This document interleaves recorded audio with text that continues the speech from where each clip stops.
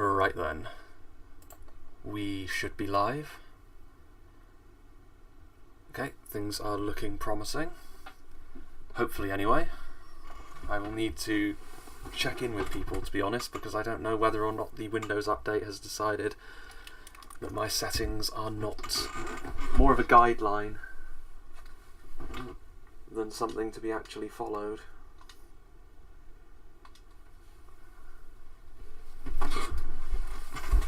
We shall have to see on that one. I'm sure people will let me know pretty quickly if something is wrong.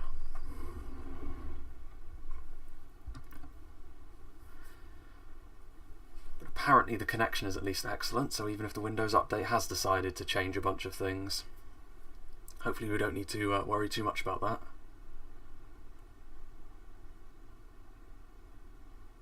Hello, George. Provided that you can, in fact, hear me. I think I managed to connect everything up again properly in OBS, but if I didn't, then I'm sure that will become immediately apparent when everyone is asking why I'm not talking.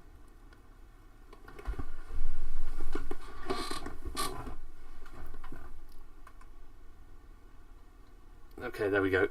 Second screen up. Hello, Psyker. Everything's good. Marvellous. Hello, Killer Bees. Nice to have you around as well. A Metallic CJ. Well, if everything is working properly, then we can begin. Or at least load into the game. Give it a little while before we actually make our moves, but yeah, more of a normal stream today, unlike the evening one I did the other day. Going for sort of the regular time as well. But it is nice to know that I can potentially do them in the evenings where I am.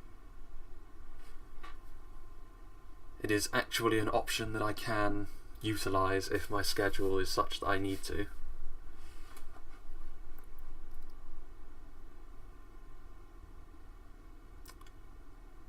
And we did make a little bit of progress, which is nice. And from the name of this stream, the goal is fairly obvious this time. It's to finally try and finish Gondor off. Now, I'm sure they'll make us work for that. It is interesting, actually, the fact that in the last campaign, Isengard got so massive, and it was a problem to deal with them, but it was in a very different way. They had like tons and tons of sort of under-strength stacks. Whereas Gondor, even though they are on their knees, Doom stack notwithstanding, because there is a Doom stack here. I think this is the Doom stack, isn't it? Cathron over here. But they're still able to make decent amounts of troops. So I believe, anyway, that there is only 3 territories left that Gondor actually have. We have Sirith Iauer up here, Serelond and Alond Galen. Right. So I'm wondering actually if it's worth... No, we will keep going towards the Hobbit resources. By the time he actually gets up there, we probably will have already done much of our business. Right, we will go... I think we will go back over this way with our spy. Got a Gondorian watchtower there, so they have visibility. Right, so there is also dragon boats. And there's actually units on here. I'm surprised they haven't disembarked them already. That's interesting. Well, that's a good point though. For a start, I mean, it's something that I didn't actually notice, which is kind of strange, to be honest, is the fact that Kadar Gimmelzor over here, Dol Amroth, is actually a fortress and not a town. So it is actually worth our while to make this a second recruitment hub as well. So Methrest and Kadar Gimmelzor here can start pumping out units at a fair old rate, I think. Right, this is a bit of a problem, to be honest with you.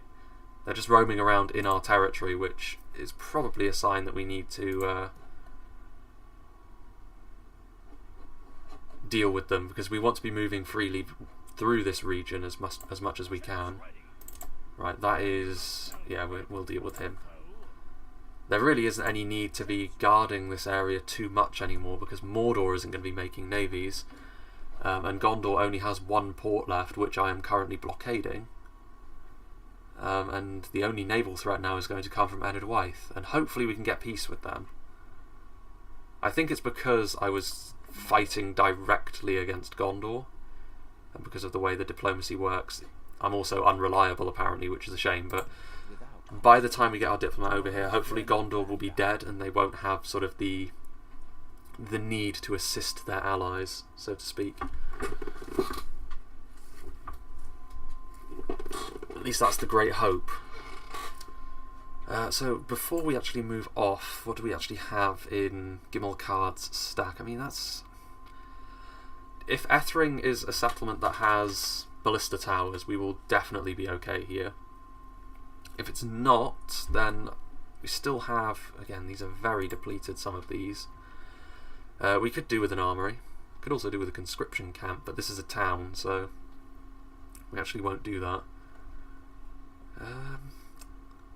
Yeah, we're going to need the public order here at some stage fairly soon. Right, let's see if we can't deal with this annoyance, the remnant of Dol Amroth. We don't have much in this army here, but perhaps we can utilise a bunch of things. So let's see if we can't just surround them on all sides and see if we can't get a favourable auto-resolve here. It should be sufficient for a good auto-resolve, and it would have been. So clearly they don't fancy that fight. Yeah, that is an auto-resolve. Good. We actually get a bit of money for doing that as well. Probably should have been done beforehand. Right, so how far can you actually move? You can't move at all. So you're all going to go back into Kadar Gimel Zor. You are going to continue on up here. We actually do have a stack there as well, which probably will be useful. Right, Gimmelthon. This army's not amazing, but it's decent enough, I think. I think what we can do with it, well, Londgallen doesn't have... It's really just a case of whether or not the Gondorians have got like full stacks roaming around over here somewhere. But we need to start heading in this direction anyway. So I guess it's probably in our best interests to kill this gentleman here. And can we make it into the fort? We can. So that'll give us a little bit of free upkeep on some units anyway. And we'll go over here, because that will be a reinforcement army then potentially for the Doomstack, which has spawned upon us. I don't think... There's a lot of Gondorian units over here in Tarnos, but I don't think they're going to be able to move because Mordor are here. Hello Stefan, nice to see you. Lynn here is looking a little bit undermanned these days, but again, I'm kind of betting on the fact that Mordor, perhaps foolishly, because Gondor could say, you know what, we're just going to let Mordor take Tarnos and try and ruin your day by capturing Ethring. That would be definitely in keeping with how this has gone so far. So what can we build in Anulond? A conscription camp probably wouldn't be too bad. We've already got an armory in here now, and well, public order buildings wouldn't be the worst thing either. So perhaps a tavern. That's nice and cheap, so we will build that actually. Could also build another Balu Khazgar. Right, this... You lot can actually come over here and kill them, because... Yeah, there we go. Not a bad navy that, but our ships... Enedwythe had unique ships, but not on the same level as our own. Right, Sacklethor, you can come over here and finish off this Gondorian boat, which I think is probably the last one that is on the seas. Just give Gondor back Lynn here for peace and go back to dumping on Mordor. Thank you for the donation, Kenobi. But I'm not going to do that. Gondor have been the problem is ceasefires in this campaign so far have got me literally nothing. Literally nothing. Every time I've gotten a ceasefire in this campaign so far, whether it be with Harad, Dol Amroth or Gondor, within 2 or 3 turns after that they've just declared war on me again anyway. And yeah, I'm keeping Lynn here. I've developed it too much to give it away at this point, and I'm about to turn it into a city, so no. Also, Gondor being alive and being hating me so much and being allied to a bunch of people that I actually want to try and get good relations with is a problem. So I'm going to have to kill them off, unfortunately. So, yeah, they're still moving. There's a stack over here. There's you. Minhiriath warriors. Anulon should be fine for the moment. That is a garrison of absolutely nothing. So we shall capture that. And that should mean that they're not free upkeep anymore. So we'll put them back in there. Free upkeep on as much as we can is going to be important. And I don't think there's really anything else we can do at this stage. We're building a catapult. There's units on Tol Valas which I should probably think about moving to the mainland. So I shall. How much can we get away with moving all of these? We can. And we'll disembark there. And they can go into dock, and you can go over here. Mostly trash, but it'll give us a more secure feeling in Lynn here, even if the it's mostly placebo effect. Right then, you can start moving over here. Marvellous. So both of our more significant navies are over here now. Hello Isaac, nice to have you around. Right, I don't think there's anything else we can do at this point. I mean, this army might come down and attack Gimmelthon at the fort, but if they do that, we can just jump on them with several stacks. We can't leave Ethring undefended, but we can deal with that in some capacity. So the plan's going to be, I think, we're going to send Gimmelzor up here to take this territory here. Probably not yet, though, because that will give us, I think, a border with Rohan. I've got this territory here. And Rohan will probably declare war on me as well, and I would really like an alliance with Rohan, because I do still want Mordor to be the primary villain of this campaign in the late game, but if we can't make that happen, then instead we will just gather a mighty fleet and sail over to Mithlond. So either way, there's going to be some sort of late game foe that we must take on. Okay, can we build anything else? I don't think so. There is naught to be done, but passing the turn. Edoras has been under siege in the past few turns as well, and that cannot be Isengard. The only faction that can be is Mordor, indicating they're making headway in that direction as well. So they are going to be mighty indeed. But it shouldn't be too much. I would rather be fighting late game Mordor than late game Gondor, to be honest, in terms of just purely mechanical reasons, because Gondor have got a better all-round army and more difficult one to deal with large amounts of Gondor infantry and Citadel Guard potentially. Doesn't look like those went particularly well. Well, that's nice. Yeah, Gondor are in trouble. Tarnost really is looking like their sort of final brave stand. I would have liked to have taken Tarnost, because it's a nice little defensible position if we do end up going to war with Mordor, but at the end of the day, as long as we sort of stretch up towards the White Mountains and prevent Mordor from like really going west down here near the sea, it's not the end of the world. And Ethring is still a bridge at the end of the day. If we don't need to garrison Ethring with much, we could just park an army on the bridge, and if they come for us, the quality should be enough. So you lot go in there. Just got the one black ship. Well, you can go down here actually. Right, whatever happened to our merchant man? Right, well, we've got a spy. Yeah, things aren't looking good for Gondor over here in terms of sheer numbers. They're actually going that way, which is pretty good. That's their faction heir, so he's about to die, because I really don't understand what he was thinking coming over here. Ooh, that's a big old force in the hands of Nerthor there, but we've got a full stack as well, including 2 ballistae. No actual archers, mind you. We won't get a garrison either, and it's a shame actually. The Azrazair raiders will actually take up a garrison slot, which is kind of annoying. We should be fine though. We've got so many pikes. We've got Trollman warriors, depleted though they may be, are going to be really good against Gondorian units. And we've got armour piercing in the shape of the Nadu Tariq and halberds as well, so yeah, we should be okay there. provided they don't just like siege us out indefinitely. Hello, Jasdeep. Nice to have you around once again. Right, now then, I mean, the Doom stack is going that way, which is kind of interesting. They're not going to try and take Ethering back at all, which is interesting. So I think what we shall do then, move this stack over to here, and move that stack there. Systematically obliterate this poor man.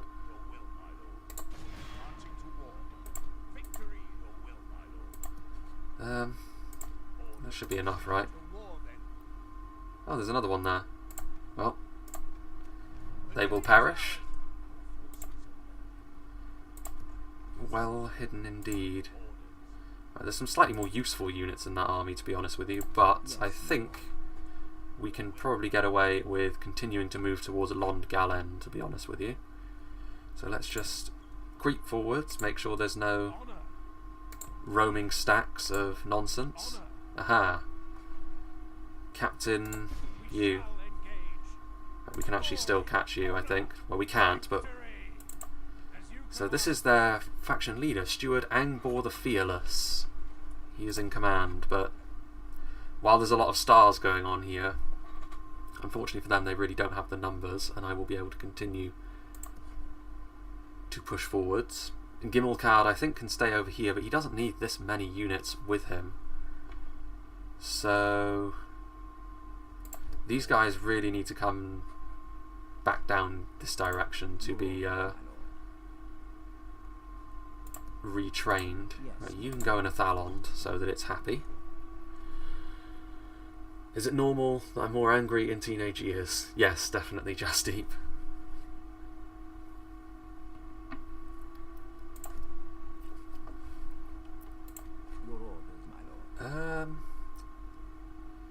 We don't want. The thing is, we don't want to leave Ethering too defenseless, because there is always the chance that Gondor do decide that this full stack over here is going to abandon Tarnost and come up to Ethering, and there's no immediate rush.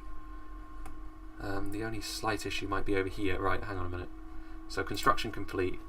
Kadar Gimmelzor is the only place that had that finish. This is going to be another recruitment hub, or at least I intend for it to be so. So it makes sense actually to build the Numenorian Foundry. And we can continue perhaps to build some units here and there. Can we actually retrain any of these boys? We can. So we'll do that. And they can't move into the fort, which is sad. Can't build anything else, which is a little bit sad. Yeah, they're just a garrison force. You know what? We don't need 4 generals here. This gentleman here, Imrazor, what I'm going to do is I'm going to move him back to Kadar Farazon. And, well, actually I don't even need to do that, do I? There's already another general in there. I've got so many generals at this point. But what I'm going to do is... Oh, we could build the Black Haven. Naval recruitment cost reduced. Recruitment of a diplomat. That is exceedingly tempting, and we're going to do it. But what we're also going to do is begin crafting another army here, because it will be useful to have a really nasty stack here for a couple of reasons. One, if we declare war on Mordor, they will send invasions our way, and they will beeline directly for Umbar. And if I don't declare war on Mordor, because Enid Wythe and Rohan dogpile on me and make that an impossibility, we will still need a stack that will be prepared to sail a long way to go to Mithlond alongside Gimmelcard and his 2 favoured sons. So that is what we shall do in the long term, and we will be able to, of course, build a lot of ships as well. One of the other things, in addition to Enid Wythe and Rohan sort of deciding, you know what, we're going to declare war on you and not allow you to move on Mordor. The other thing that might stop me doing that, honestly, is if Harad and Khand decide to join Mordor and attack me. Because of the shape of my realm, that would be incredibly awkward to defend. I would need sort of 5 armies or so just to cover my bases, let alone push on the enemy. So that remains to be seen, but I think that will do for now, for this turn. We'll see what happens at Anulond. I would assume they're almost definitely going to try and siege us. I'm surprised Gondor didn't take those independent forts, but oh well. Their loss, I suppose. We are a large realm now. I think Mordor are probably the strongest faction on the map in terms of weight of economy and territories, but we're probably up there. Of course, another option for us in terms of an alliance in the west might be the Dunlanders. Isengard may be long gone, but they are still around, fighting and struggling, and they may be more amenable to an alliance than someone else. I mean, that could be a bit of a problem. Aha. So many little annoying stacks to have to try and deal with. A suitable husband. Yeah, why not? Edoras is sieged again, so yeah, that bodes ill for the Rohirrim. They are leaving, interestingly enough. Still able to build Anfalas pikemen. Tis a bit of a puzzle. Right, anyway, construction report. Linhir was upgraded and Athalonder's got roads. There's the mouth of Sauron. Right then. What can we build? What can we build that is useful? This isn't really a recruitment province, so a bazaar is probably the best thing we can do there. Athalond is also not a recruitment province because it is actually a city. So only 700 for a meeting hall. Let's go up to normal tax rate.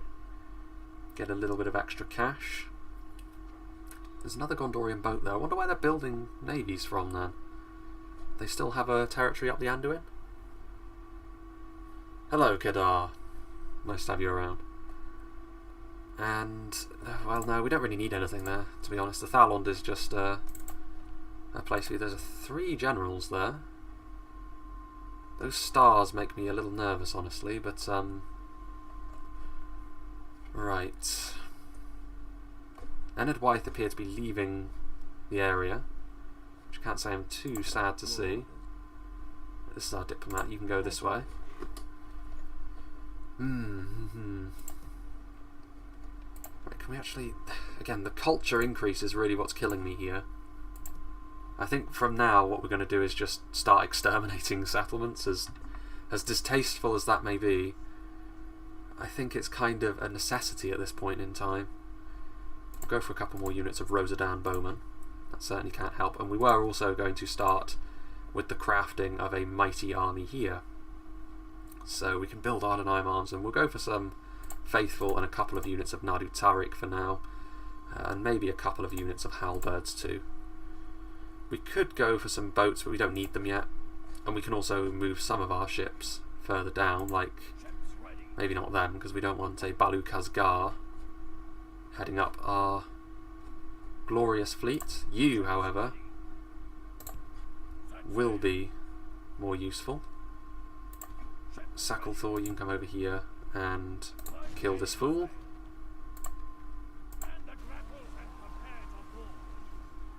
Excellent.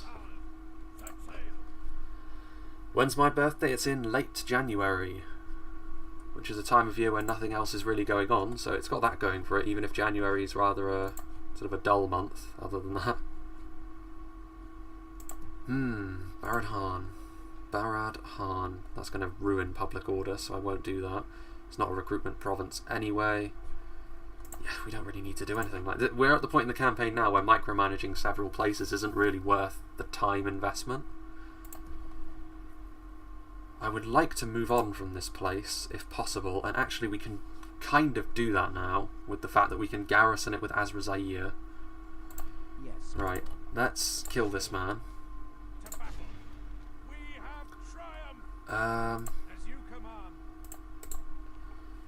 They actually have artillery, a lot of artillery. That's an auto-resolve, isn't it? Yeah, 62 losses. No. No mercy. Right. We'll go for you and you. Just keep that place reasonably happy. Maybe we can get away with leaving a few other things in here. Go for the unupgraded Southrons, perhaps. And maybe the slightly more damaged of the 2 ballistae. And maybe one other unit. Maybe something like the Gondor infantry, just to keep a little bit of solidity in there. Can stay. Gimel Zor's army, however, a little bit under strength now, is going to start going up here. Because we do need to continue to squeeze Gondor mercilessly. Right, you, on the other hand. Wow, what was that? Are you serious? What was that all about? Why did he go around? Ugh, Medieval 2, please. What a joke. Right, you go here, and you kill them. You know what, we're going to fight this one. This is their faction leader after all. He's got a nice kilt. So at least he's got a unique model. Mordor's doing very well, I think, Justy. I think the situation with Mordor is that they are, without doubt, the strongest faction on the map because they're sieging Edoras. It can only be them, surely. We'll have a look at the end. Right, so we've got archers, and we've got reinforcements on the way in as well. But I've been burnt. When it comes to like captain stacks, putting them up against a general that's got that many stars is something I'm not willing to do anymore. The game has spoiled me on that, I fear. Right, we've got a bit of cav, which is our generals, so we actually want to be a little bit more conservative with them, perhaps. Right. Line infantry.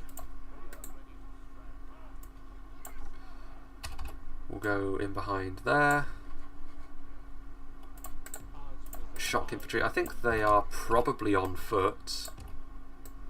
Gondor bodyguards, generic bodyguards anyway, are on foot, so it makes a nice change from having to dance with the death that was Dol Amroth's Royal Swan Knights. Yeah, there they are, look. General's bodyguard. Let's have a little look actually. Are they all General's bodyguards? I think they are that. Very nice General's bodyguards, but well, actually no. So this is their faction leader, this gentleman here, and he is, I guess he's a unique general then, because that is the only way that you would get a General's bodyguard like that. Individually, they're probably weaker actually than the units the other units that are in his army. Right, anyway, they're going to go to the edge there. Yeah, the plan here is just to shoot them, really.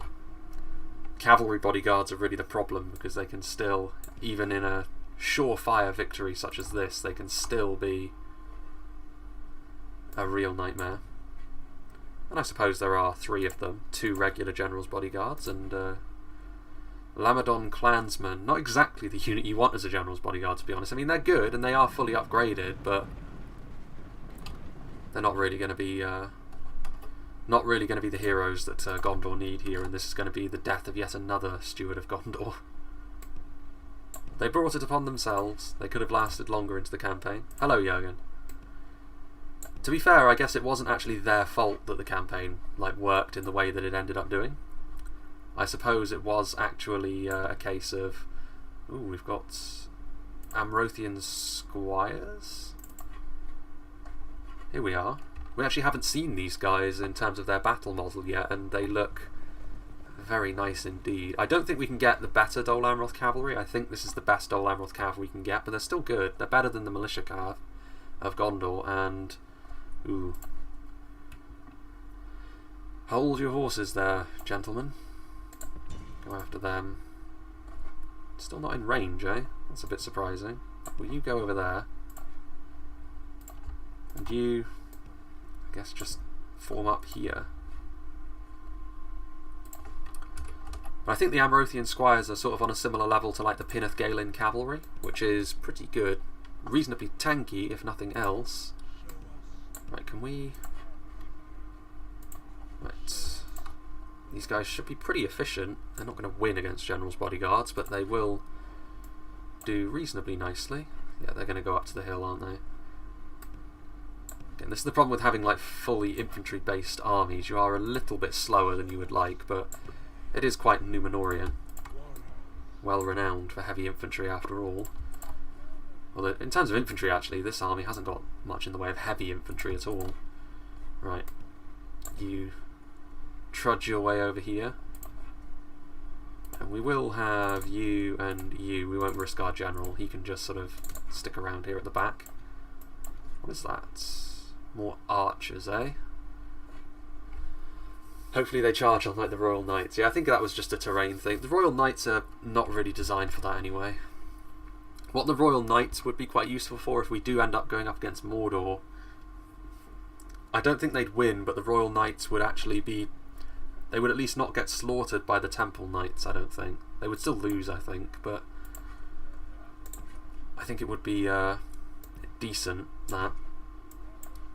And if we do end up facing Mordor late on, that might be the... oh, come on. Drawing it out in the most torturous fashion possible. You don't have archers. You may as well have just charged me. They're on about trying to sort of incorporate a few community-made AI fixes for the AI in the next version of DAC. I hope they do, because generic Medieval 2 AI is frustrating to deal with at the least. You end up getting so bored with how they kite you around that it's... You end up making silly mistakes. Oh, come on. Used to having that Elven. Will you buy AAA games which are coming this year? AAA games?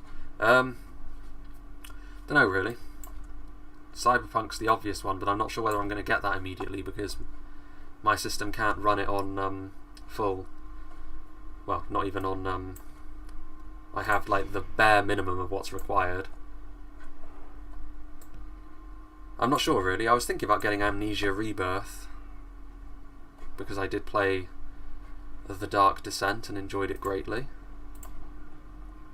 Might be the sort of thing I could do for Halloween, potentially. Yeah, we're not going to do much damage with Rosedan Bowman to the front, certainly, of the General's bodyguard, but maybe these crossbowmen can be a little bit more weighty. Right. Yeah, let's get you into a position where you're ready to charge those Lamadon clansmen, because they will drop.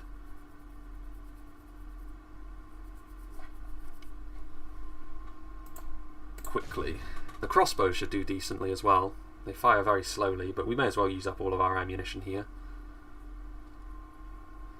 What would be nice is if we were able to get one of these archers at least into a position to hit the Lamadons, because they will actually die to arrow fire, armour upgrades or no. We're still waiting for all those Azra Zaire to get into position.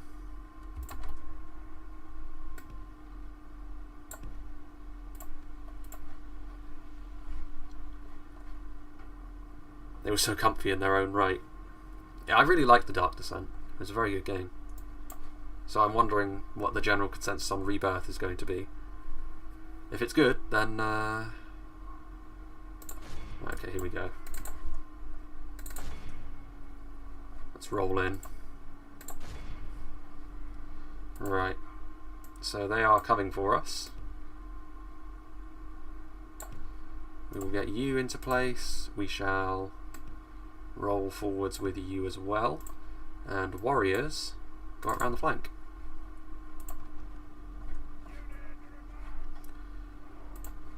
Amrothians.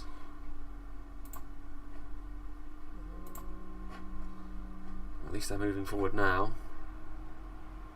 That's probably not the best charge actually. You leave immediately.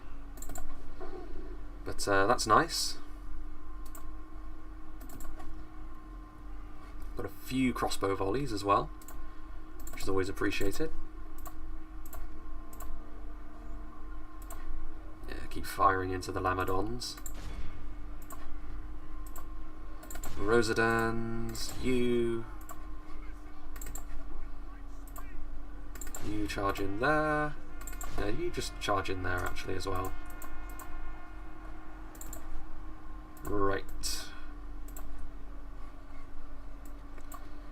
And actually you can just cease fire now.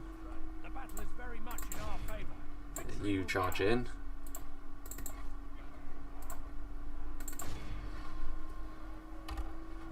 What would you do if you were trapped in a haunted house? I don't know, try to leave would probably be the optimal solution. Instead of, you know, investigating further like they do in most horror movies.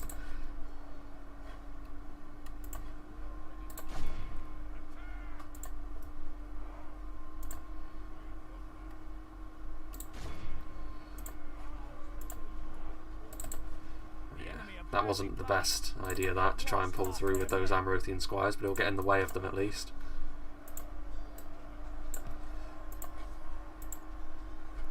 What am I doing? Here we are.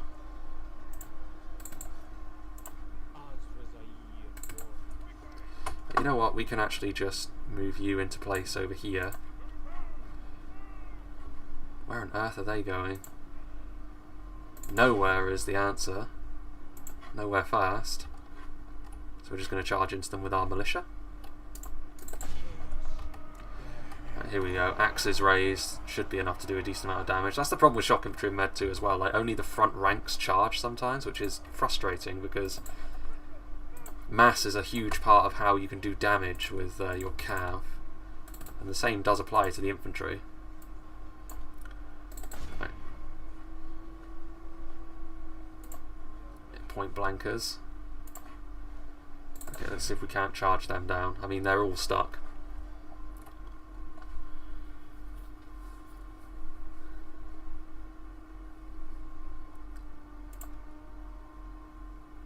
That should be the end of them. Right, don't get any friendly fire.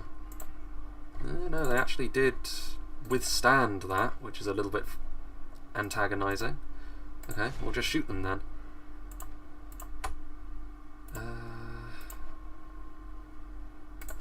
Yeah, you can shoot them as well, I suppose.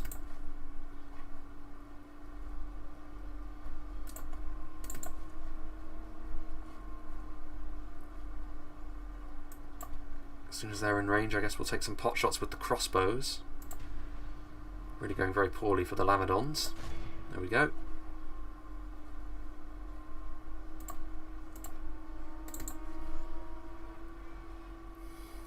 Yeah, the webcam will return, it's just not here at the moment. I lent it out.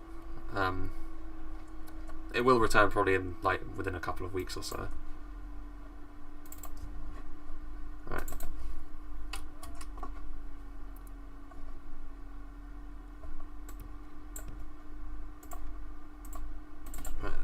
Now the time has come to leave.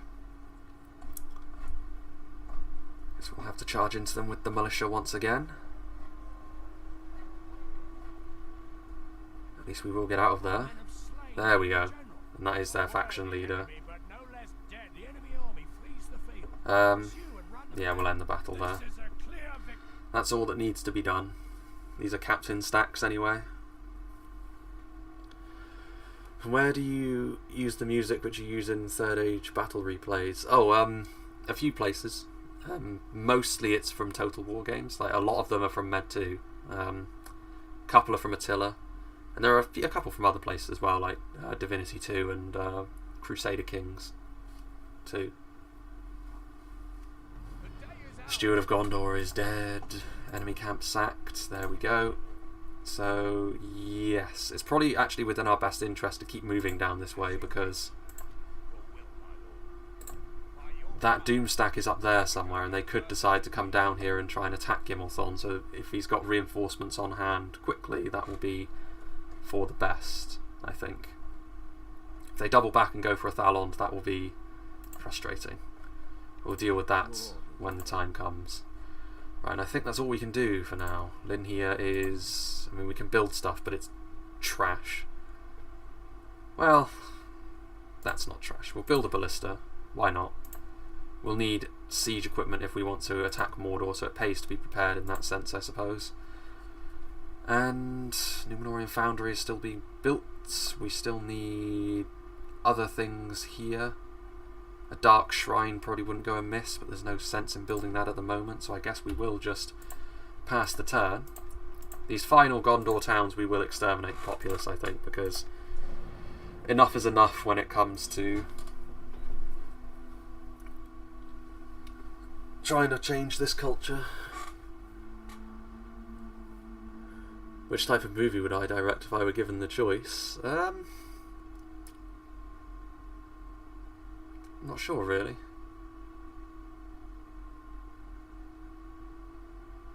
I think horror is one of those where you can sort of, as long as you have a decent grasp of it, you can. I think I could do probably a better job at that than most people could, but that's not saying much. Like, a lot of people really squander that genre and focus on the wrong things. But that's just a case of me being confident in my ability to just do better than people who don't know what they're doing, really. So that's not saying much. That's a bit of a concern. That's a lot of Haradrim. The Loka Khan of Rune is dead, so Dorwinian are winning that fight once again. Where are we going here with all of this? Where are all of these generals spawning? Right, you're still just down there. Right, you... Yes, my lord. I guess you can go over here. Making camp here. Your orders, my lord. How is this happening? Unacceptable scenes. Okay, I guess we'll build an armory then, just to keep you quiet. Yes, my lord. Yeah, you go in there. We can go no further, my lord. We're building units, which is glorious to see. Right then. We have got... Well, he decided to go further. I guess he can't retreat from us, so he's kind of doomed in that sense. Anulond is neutral on us.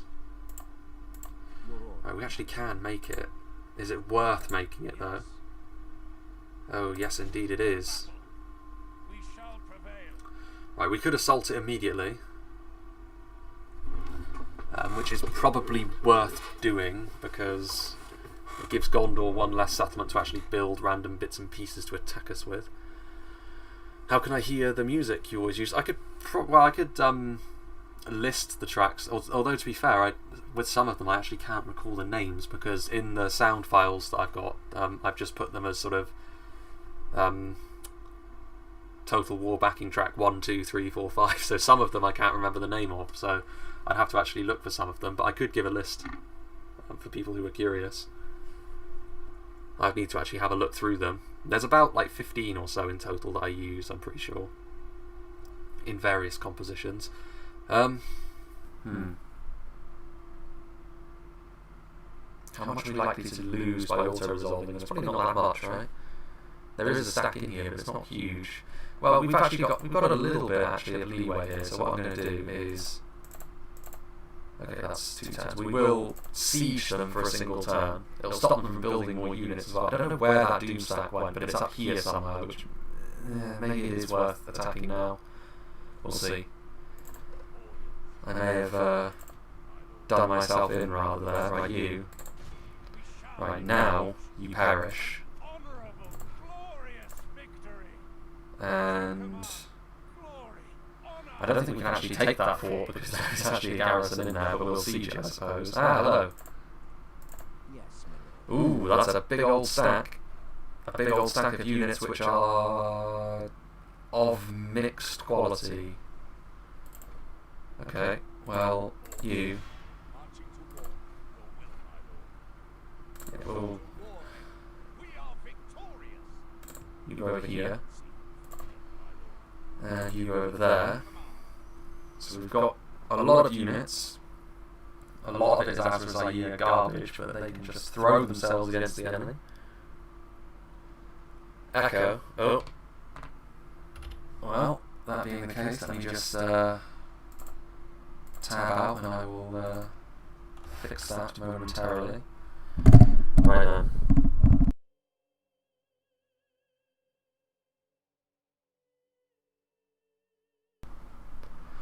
So, how's that? Has that fixed matters? Usually unplugging it and plugging it back in again does the trick. Okay. Marvellous.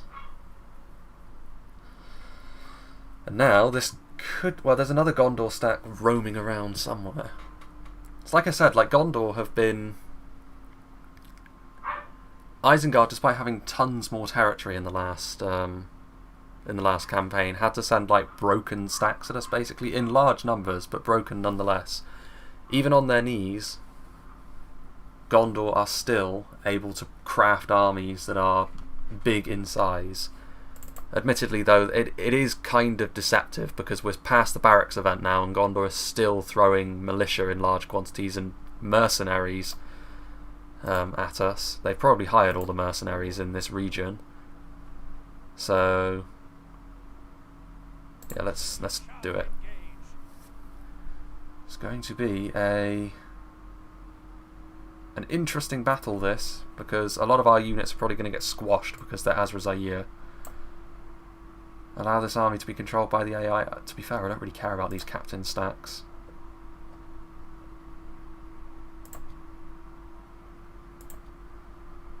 So, under normal circumstances, I probably wouldn't do this, but let's go.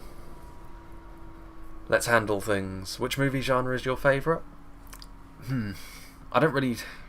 It depends on what you mean. I mean, probably my favourite movies would be Blade Runner. Really like Blade Runners. But to be fair, I've seen less movies than most people, I think. Right, this is quite the battle map. So we could have an enormous hill. We've got a ton of ranged units actually in this army as well, so it is going to be a case of be extremely careful. Right, our more elite skirmishers can go over here, and I use the word elite rather loosely when it comes to the Rosadan, but they are at least more elite than the Azra-Zair. And then we've also got Marines, who are a really, really good all-round unit actually. But building them in high quantities has been a little bit of a pain. Right, so we want our anti-cav, which is fairly limited actually. Here like so, and then the rest of the infantry just as our reserve force. And then there's still one thing left. What is it? Is it you? What is that? What have I left behind? It is... Oh, Nadu Tariq. Well, they'll just be back here anyway. Do you watch TV shows? I've seen a few, yeah. Although the problem with most TV shows is they do tend to deteriorate over time. Like Game of Thrones is the best example of that, isn't it? Right then. We have got units on display. On full display. Right. You... Yeah, they're over here like this, so you go there. Right, you are really just fodder. This is, well, probably anyway, I would assume this is sort of Gondor's last stack that they have, which is going to be of much use. Oh yes, the Marines as well. They will be useful. Hopefully they will be useful. Right, they are going to probably retreat, seeing the vast amounts of units that we have. Here they go.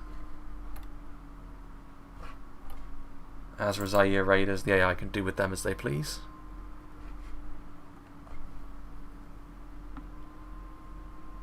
Hey Matt. Nice to have you around. Actually, they're just regrouping, aren't they? That's interesting. Do they dare come forth and fight the firing squad? They probably will, because most of these archers are actually awful in terms of their quality. But we shall see. Right, infantry can go there, and so can the Marines actually. We've got a unit that's way down there. That's the slightly stronger army, I think. The one that's right near us is mostly Azra-Zair. What have we got there? Gondor infantry. Yeah, start opening up. Okay. up here like this. Yeah, and Marines can sit here in case the cavalry comes forward, which is very likely, I would assume. It's not very good Gondor cavalry, but it's cavalry nonetheless. They're actually moving forward at a fair old rate. Fair play to them for doing that. Okay. Then move backwards. Right, where are we here? You need to be our front line then, if they're coming forward with their infantry. Their cavalry's going off down that way, so you come here. You, I guess, go up to this flank over here just so you can be one unit to stand in the way of all the units so that we can actually utilise stuff like our general. Right, there is actually a unit of cav over here as well. Don't know how useful Rosadan bowmen are actually going to be.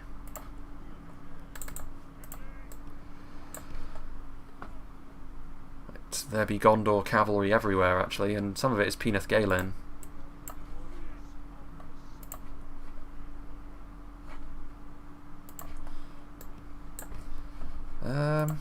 What is actually going on here? Rosadan bowman. No, you're not actually in a proper group, are you? Well, no matter. You can just sit there. Nor are you, I guess. They really are flailing around a little bit. Those Azrazair... I mean, if they want to charge forward and actually take the hits for me, I would be perfectly alright with that, to be honest. Right, you can start edging forwards. You can do the same. What have we got here? Gondor infantry, eh? They are probably going to be almost impervious to Azrazair archer fire. Yeah, their cavalry's buzzing around, but they're not too eager on moving in to get us, are they? Which is nice. Very nice. Ooh, farmhand pikeman. That is glorious targets for us. Actually, for this, we might as well go down to half speed. This is likely to be probably the best chance Gondor has at killing us just because of the quality of our unit. No. What are you doing? One unit of Gondor infantry. Again, just bizarre decision making. Some bizarre decision making from my AI companions as well, though, pushing forward these units. But you know what? Maybe they could waste my Amarothian squires as well. We can build more. We can certainly build more of them. That was always going to end in tears for them. Nice to have all of these archers just doing their thing. Fairly large scale battle this. I think this is now Gondor's faction leader as well. I think this is the son of the Mr. Lamadon clansman that we killed. With these captain stacks actually. So he's got a chance for a bit of vengeance perhaps to be meted out. Right, what is that? That's Gondor. That's actually decent cavalry. So yeah, we will put you here like this. Right, and my cav is rolling in apparently. We're making it happen. Okay. Okay, well, if this is the case, then we will begin proceedings, I suppose. Right. Baruthiel's watch. You charge into them. Start firing.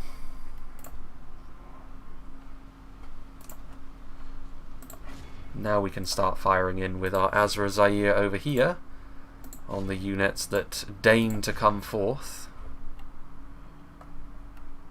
Yeah, they're going to get us, I think, which is frustrating.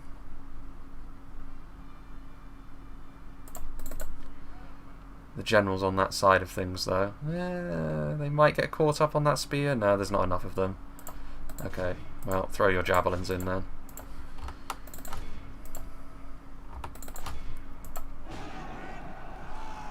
they're infighting as well, so that will help us out quite a lot. Their charge wasn't brilliant. That was actually militia cavalry. Where'd the regular Gondor cavalry go? Ar-Adunaim. There's the general's bodyguard. Okay, well you can move backwards. You are in skirmish mode, which we do not want. Marines of the Azra can move forward. They are going to get butchered, or they should. You know, we'll get into melee with them. Finish them off quickly and without hesitation.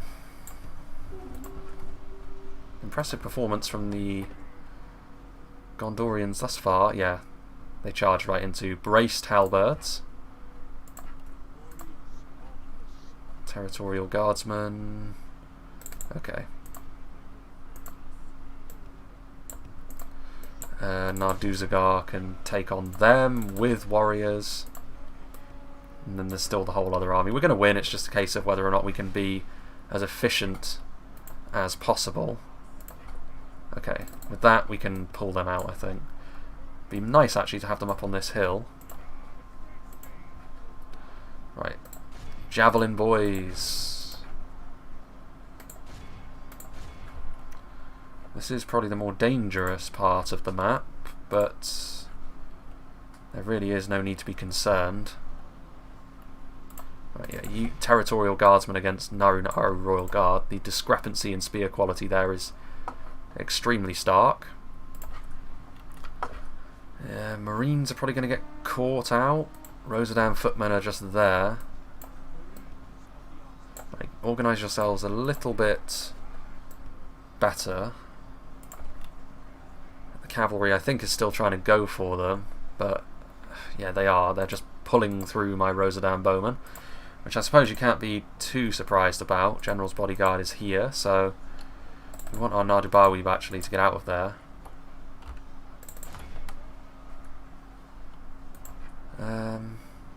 Yeah, fire into them. You know what? Too much micromanagement involved with them. So this is our slightly more endangered side, but yeah, charge in there. Ar-Adunaim into the territorial guardsmen as well. That cavalry is still a bit of a concern. Raiders and such. You can shoot at them point blank though. And Azra Marines are actually good in melee. They should straight up beat Gondor militia. They've got some good attack on them. Maybe not if they're under arrow fire though. That is the primary concern. We're starting to run dry on ammo supply with some of these units, but that's a concern as well. Okay. Don't actually charge into them. No. Abort. Abort. Get down here. Get after all their artillery. This is where this army down here would come in really handy if it was quick. Hello, Logini. Nice to have you around. Right, these Ar-Adunaim are now free, so we can actually use you to go into the back lines. Ooh, that's a grisly shot. Actually, let's get you back a little bit. We only need one unit in melee after all, and that blob is not what we want to see. Ar-Adunaim. Right, all of these boys are now running low. Amrothian squires are moving forward, that's what we want to see. That's surprising. Territorial guardsmen fighting. Even with that numbers discrepancy, I would have assumed the quality of our units to be too great, but apparently not. We shall have to rely upon pirates. Right, you can just go across like this, cover the battlefield nicely. Things are going quite well though, Logini. Reasonably, I would say. Balance of forces evenly matched. More Gondor militia on the way. Yes, this is what we want. Yeah, those Royal Guardsmen should be just utterly dominant, but we shall move you forwards. These are Rosadans, still have a little bit of ammo. we shall make use of it. Right, surely at this point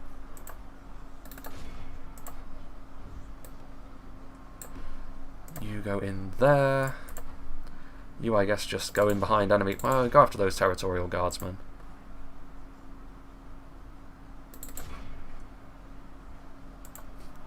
Okay. And I guess with that we can turn you around.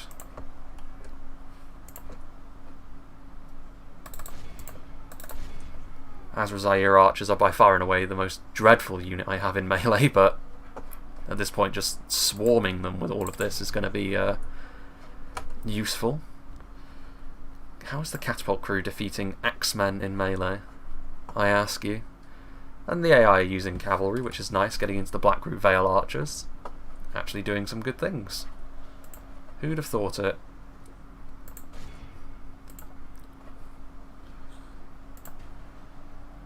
Decent strong point of units there. Right, those are Nadu Tariq, which really need to be moving forward. Right, we've still got units back here, including Narduzagar, which should be mobilised.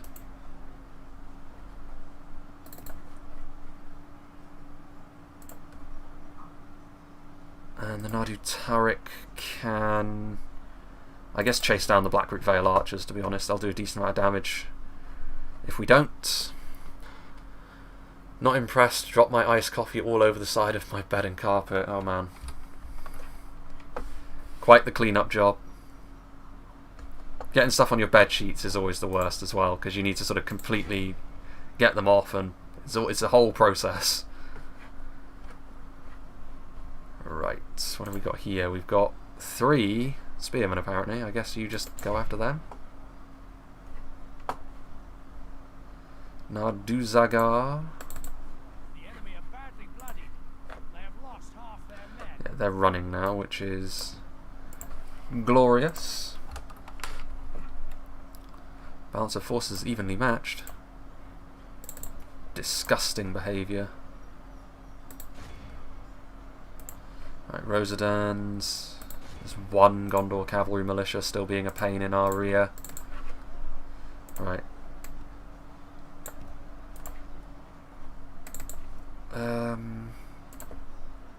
Yeah, Nadu Tariq. They're going to get shot point blank, I wonder. Right, kill them at least. And yeah, I guess just pull on through. Just actually, yeah, go after them. You, other Narduzagar, Nadu Tariq. Yeah, get in there. Finish them off. Yeah, we should be doing the business now. How are our axemen getting on? Killing things. Trebuchet. Gondor cavalry militia from the AI room. So our AI actually did okay. They got into our artillery.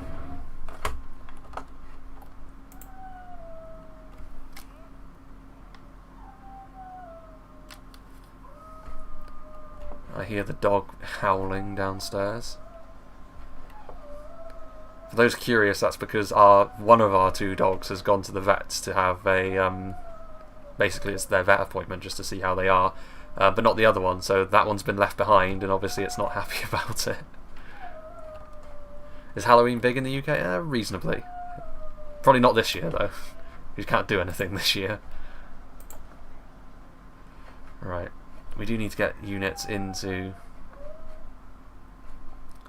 the fray over here. I think it's really just a case of making sure we don't... hello there. Balliste crew. Yeah, there we go, look. Just what we want to see. Yeah, just get into melee with what you can.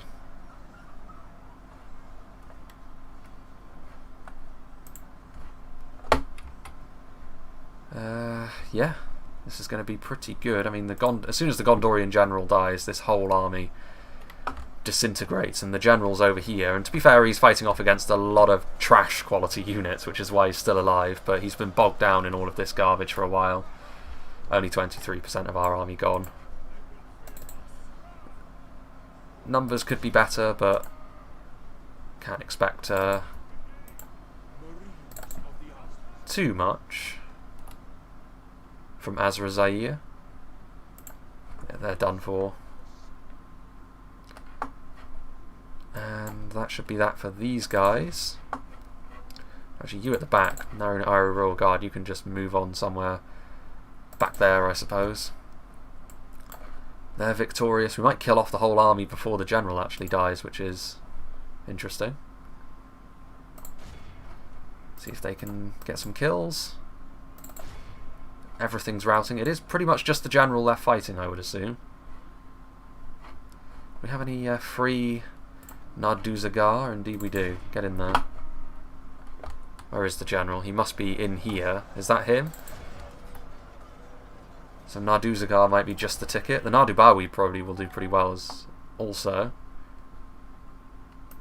So this is an upgraded version. I wonder, because I know that you can see, yeah, they are. They're the you can see that rather than sort of bare wrists and sort of the hot weather armor they have, you can see that they have more chainmail on them, which I do quite like. Right, is there really nothing left other than the general? No, there is this unit here as well.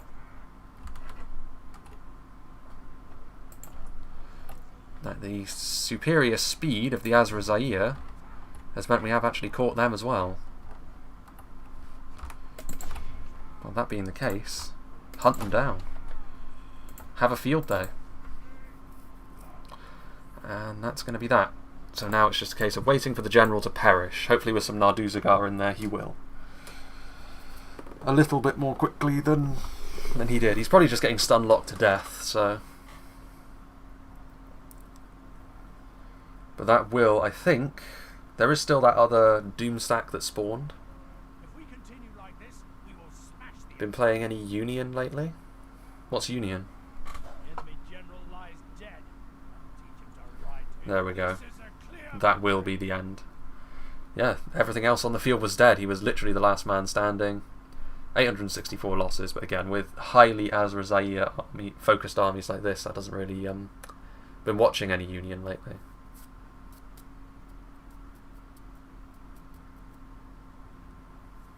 That other Doom stack could still be a problem. If it jumps upon us now, we might be weak enough to be killed, because those Doom stacks spawn with like a higher proportion of actually good units rather than the stuff they're having to deal with now. But that's a risk I'm willing to take. Rugby Union. I do know that the Exeter Chiefs, they're a team which is fairly close to me, won the European Championship. No.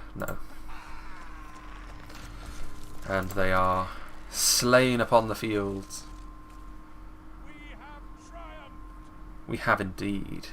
And we can still make that fort, so We shall prevail. let's just go for some sieging. We shall maintain that siege. We can also get you in there, and you, so Captain Stack's helping him out. Right, that's where they are. So where is that Doom stack? Where did it go? Is it over here then? It might be over here.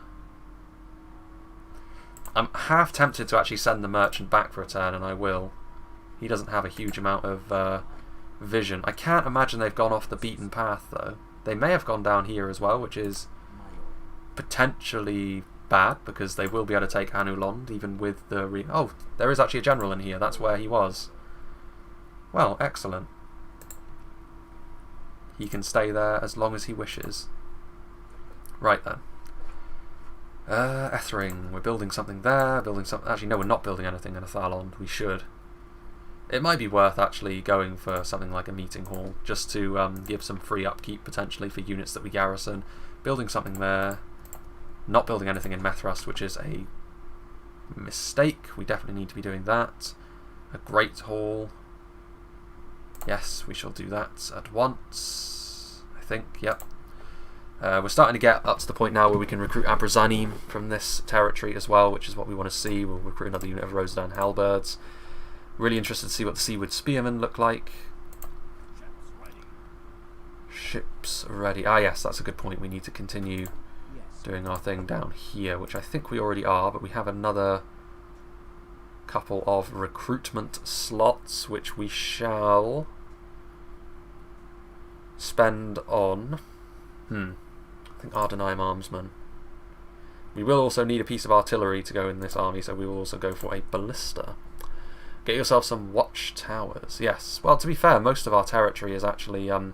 the problem here is that it's not our territory. We'd have visibility on it if it was ours, but it's Gondor, so that's why there's fog of war everywhere. In our territories, we've got pretty much perfect visibility. We've got so many watchtowers up here, and we've also got pretty much total visibility down here. The only exception to that is this little spit of territory near Tal al-Jaf, but that will only become a problem if Harad decides to turn on us, which hopefully it won't come to that. A market can be built there as well, which is what we want. Is there anywhere else? Yes, okay. Alright then, let's see what Gondor do.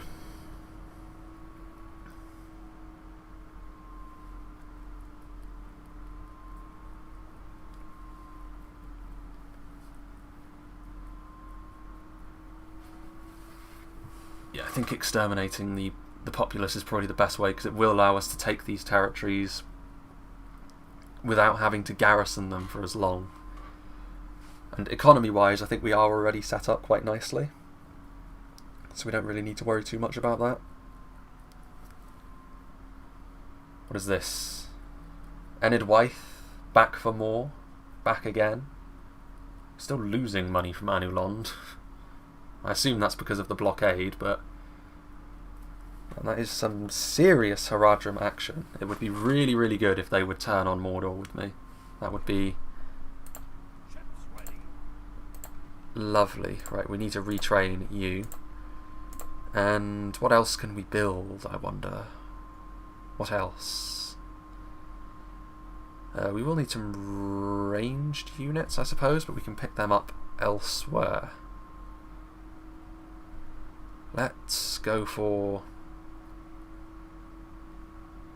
Can we actually build anything? We're still building the Haven. We won't build any boats until we get the Haven, because we get so much money off for that that it's too good to ignore. Let's go for another unit of halberds. AP is always going to be useful, even against the High Elves. What is this? They are going that way. Well, that's actually a bit of a problem, because there's that there. So I guess what we will do is move you lot into garrison Athalond. And you. Just in case they do turn around. We should be able to win that battle then, because it is just a captain stack and we do have some household guard. Athalond could build something else. Let's go for Knights.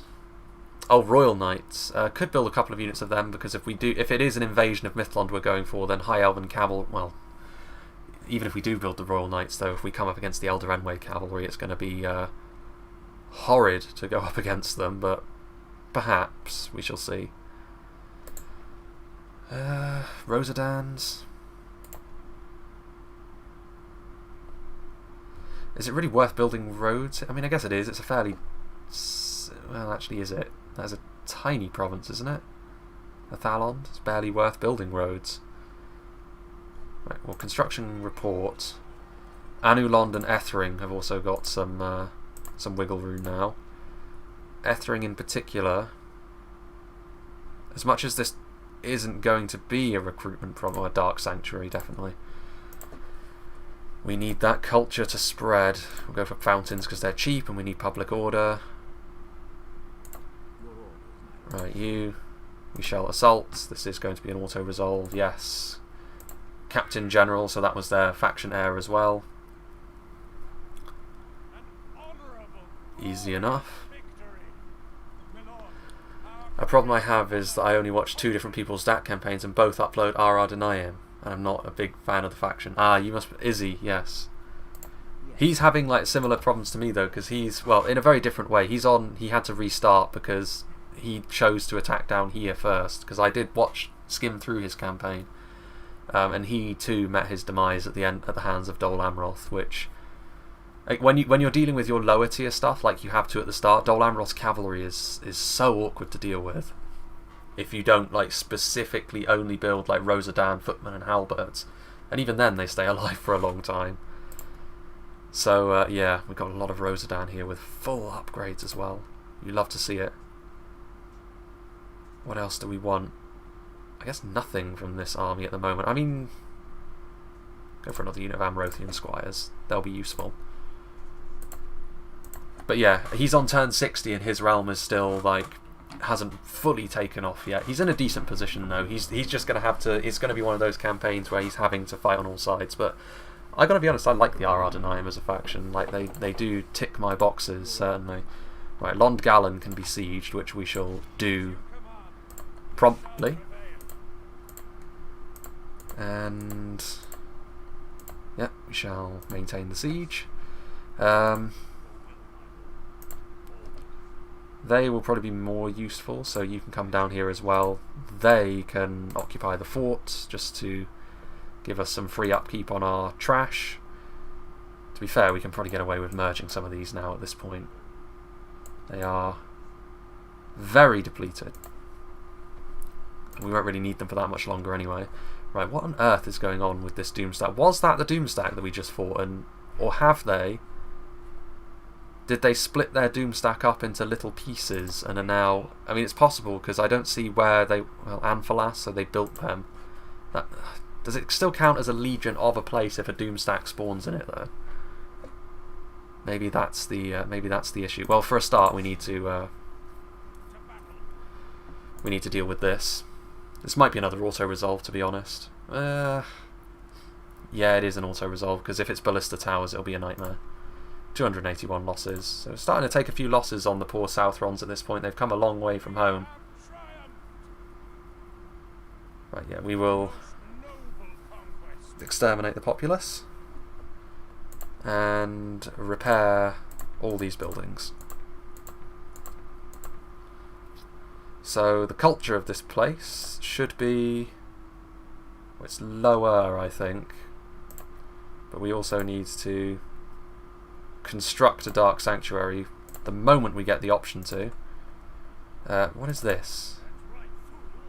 Okay. Well, where are those? Yes, these two.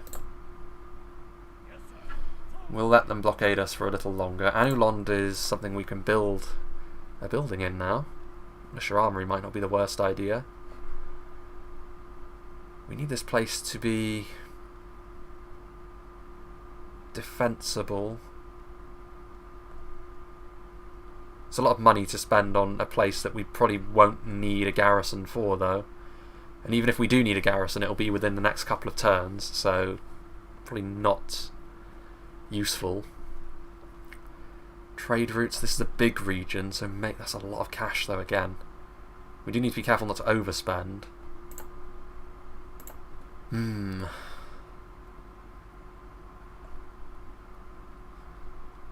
go with that, I think. Right. My lord. Okay, so really nothing. I guess Gondor just decided, you know what, we're just going to split our Doomstack up, which was bizarre. Very bizarre. Right. Resistance is futile. Right, what can we build? Still nothing here because the foundry is still plugging away. Anything down here? Oh, Azrazair archers, lovely. Just what I always wanted. Gobel Tolfalas.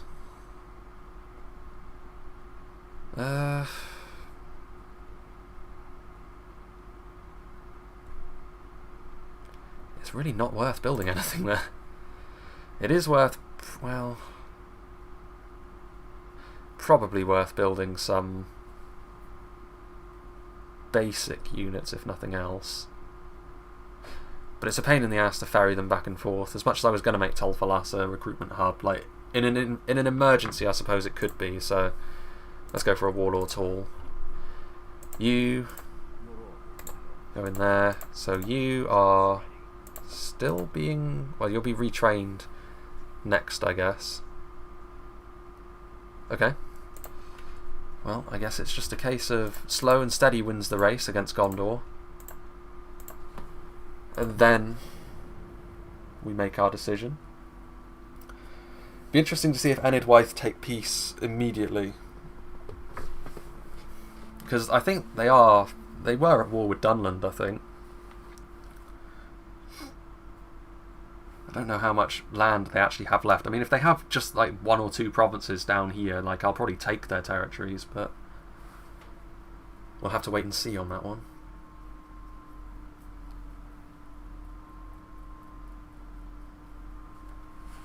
That's a decent force. That's... They sending stacks at us. So yeah, I would definitely take a ceasefire.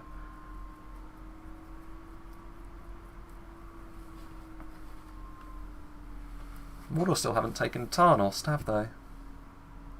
Which is interesting. Nazgul returned to Dol Guldur. So Dol Guldur... I mean, Dol Guldur died so early last time, they didn't get their respawning Nazgul. Thorin's Halls has been assaulted again. Snowwalk Dominion, so Gundabad are strong. Mission failed. Trade... Why would these guys want a trade agreement with the Northern Dunedain? They're the most hated enemies. Ethering is ready to upgrade. And my word, we have got a ton of stuff. Most of it in the town we just broke, though. Other than that, it's just Gobel Merlond. Right, we need culture. With all due haste. Right, do you want Yes, my lord. peace? Had best be worth Our relations are terrible. Ceasefire? Very generous, apparently. Okay. I accept this wonderful deal with pleasure. Another proposition. How about... We're happy to listen. Okay. Well, that seemed fruitful. Farewell. Well, good. Because that means these stats... Again, it's... They must be getting slaughtered by someone. Is the only thing that I can really deduce from that. As you wish. And they're still sending most of their stacks down to me. The self-preservation of the AI at work once again in glorious style. Right. So we can take Lond Galen next, or this turn. You are still hanging out, doing your thing. Maybe it's worth getting some territorial guardsmen just to be on the safe side here. Keep everything ticking over. Can we... I guess we will build a dark shrine here after that's finished. Right, it was Merlond, wasn't it, that got the... We're making money from Merlond now as well. It's a happy place. There's nothing really to build there anymore. This is what we're running up against now. It's just not worth our while to build a lot of these things. Right, so you are fully healthy again. So the time has come to start building some more units, I think. We need more shielded units, though. What we need is more Nadu Tariq, really, so we need to wait. Well, I think maybe they were correct in their assessment that... a single, maybe 2 units of Royal Knights, if we're able to, would not be a terrible idea, because whoever we face off against, whether it be Mordor against their Temple Knights or the High Elves with their Elder Enway, that will be nice to see. Right, Methrust. Absolutely nothing can be built there. Right, Ethring was the place that we could upgrade, wasn't it? Yes, next turn, after the Sanctuary is built. Okay then. We'll save it here. Ethering's actually damaged. What am I doing with myself? Repair it at once. Good thing Gimmelcard's there, otherwise they would have been most displeased. Right. Gimmelthon. Yes, my lord. It's your time to shine. As you command. Probably going to be another auto-resolve. Oh yeah, it's definitely going to be an auto-resolve. 5 losses, which would have been far higher. An honourable, glorious victory. An honourable, glorious victory. Our courage Yes. and honour have conquered. And let's repair buildings. And construct a Dark Sanctuary. I think a Northern Dunedain one would be cool. Windy's doing a Northern Dunedain campaign at the moment, Logini. And yeah, the Northern Dunedain, I think, are probably one of the most well-developed factions in DAC, to be honest with you. They've got a lot of scripts going for them. Their unit roster is very good, and they're in an interesting part of the world because of all the different things that can happen. Story-wise for them. Right, you. Aha! We have you now. Oh, no, wait, that's what am I doing? Terrible idea. Shocking state of affairs. What am I doing? I signed a peace treaty with them.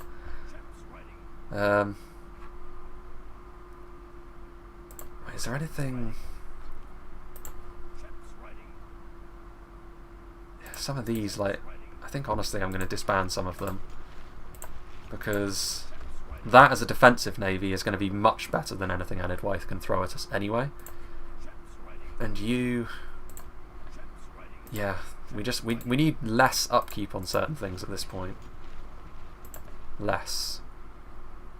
And... yeah, we don't need to worry about that. Right. Building stuff, we're already building stuff. Do I want Narduzagar? I mean, they'll be fine for the moment. Again, I think I don't have anything else I can actually do. Right, we've got just a bunch of random units. Right. Positioning here is going to be fairly key. You're going to go there. If we can mop up these units, fantastic. Yes, that was perhaps not all that surprising. Right, execute them. I think as well, like my I know someone with Wolf in their name. Who's Windy? Windy is another one of the content creators in Reforged. He's a little bit more sporadic, but he's in terms of his upload schedule, but he does good stuff. Right, what was I doing? I can't remember what I was going to say. Anyway. You go there. Kill them. Clear victory. Yeah. There we go. Right, so, in that fort there, some of these units could probably be combined. Some of these units are really not necessary anymore either. Right. So, I guess go over here. Is Seralond now Gondor's last territory? There's another town up here, isn't there? That might be where their Doomstack is. They might be garrisoning the town over here. That would make a good amount of sense, wouldn't it?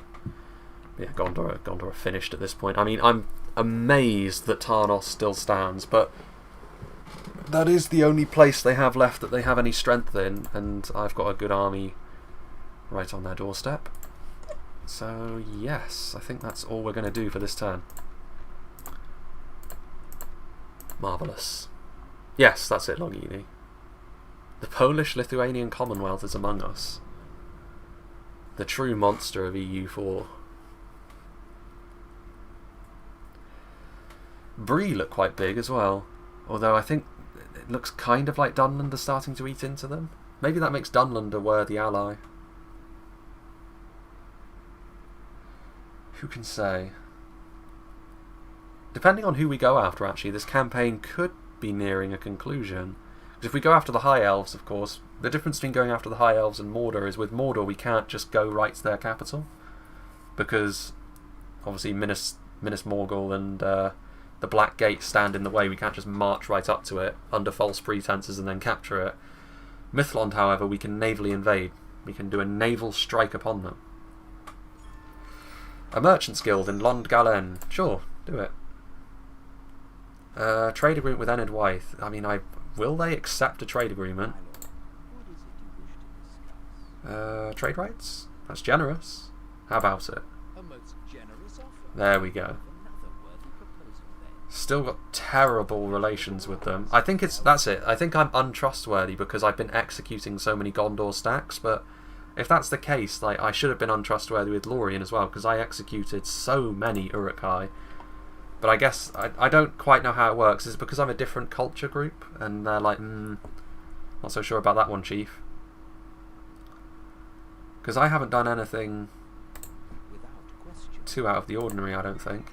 Right, Gobel, Tolfalas, Ethering has been repaired.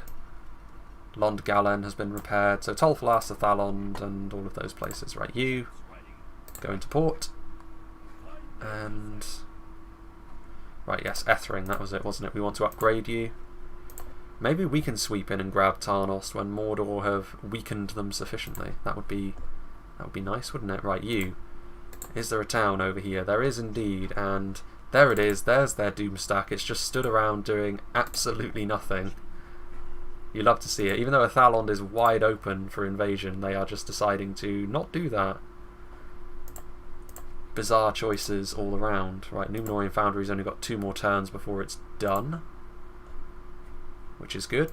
Methrust, building a Great Hall. Go for another unit of Rosadan. 2 units of Rosadan, because they are still at least useful. Kadar Farazon, we can build... I'm going to hold off actually, because the Narduzagar we can build better in the north. In fact, we're getting to the point where we could actually embark most of this army and just plonk it down in like Dol Amroth or something and build it up there, which is probably what I'm going to do as soon as those Royal Knights and the fleet is ready. Gonna sleep now. Goodbye, Logini. Keep giving gifts to Enidwaith. Yeah, but the thing is, I don't know if Enidwaith are worth having a long-term alliance with, because I don't know. I think they're actually dying. So I don't know whether it's Dunland or Bree I want to get on the good side of, or Rohan. They've still got Edoras, to be fair to them, so they must be fighting Mordor tooth and nail. Right, we need to build a building here. And I think what I will build is a Dark Shrine. And in Kadar Gimil Zor, we can build absolutely nothing at the moment. Right. Fine. What I'm going to do is I will finally build some roads in Tolfalas. The use it will see is almost nothing, but hey. Right. We will disband Azra Zaire because we no longer require their services. The melee unit are good just to get in the way, but we want some Rosadan bowmen to replace them. And you... right, what is... the public order is going to be shocking if we leave, and we also actually need some more units, I think. The actual likelihood of that happening, though, is virtually nothing. So I think, to be honest, we're just going to march from this direction. Probably go after them with this. Okay. Slow and steady wins the race. We don't want to overextend and let one of those big Gondorian armies do damage to us. Hey there, Crispy. Yeah, Gondor is virtually gone at this point. They're doing a good job at holding on to Tarnost, but I've been taking away their territory in behind them. I have a feeling that the elves are probably going to be how we end the campaign as well, because as much as I would like to go after Mordor, I think well, to be fair, narratively it would make sense for the Ar-Adunaim to despise Sauron and the elves. So I guess it makes sense either way. It just matters. It really does depend on what the AI factions want to do with me, and because I'm very untrustworthy.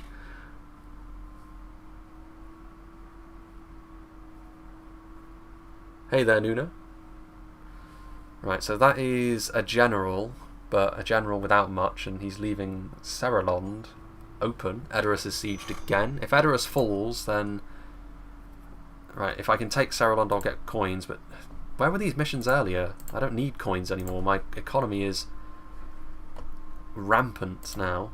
Right, Methrust. We can build something. Build a mining network, I suppose. It's not really a money-making province, but we can make the most of it. We still don't really need anything from there.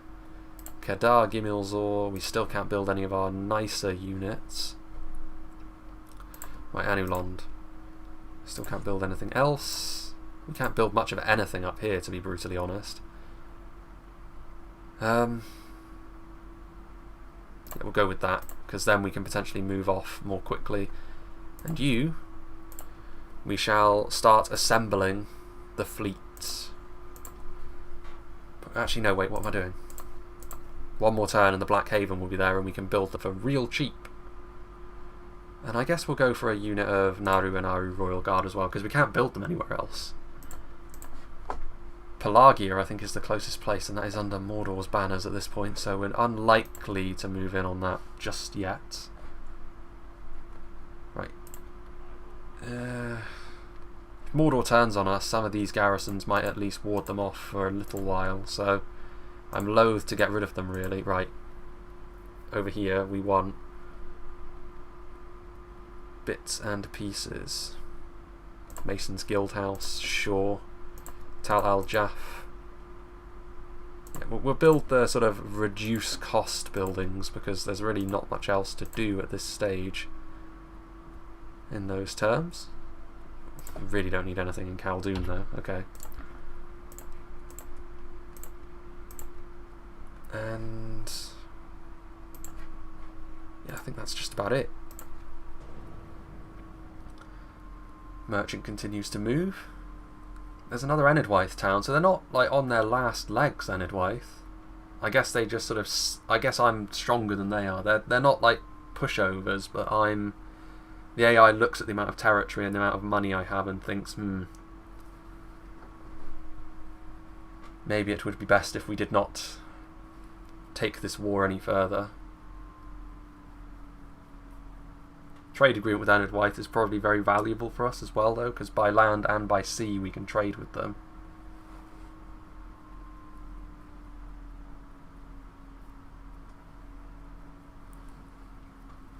Dunland wouldn't be a bad target for that either, because they're still alive, Dunland, which is bad for Rohan. If they weren't fighting Dunland, maybe they could focus more on Mordor, and Mordor wouldn't be constantly sieging Edoras, but...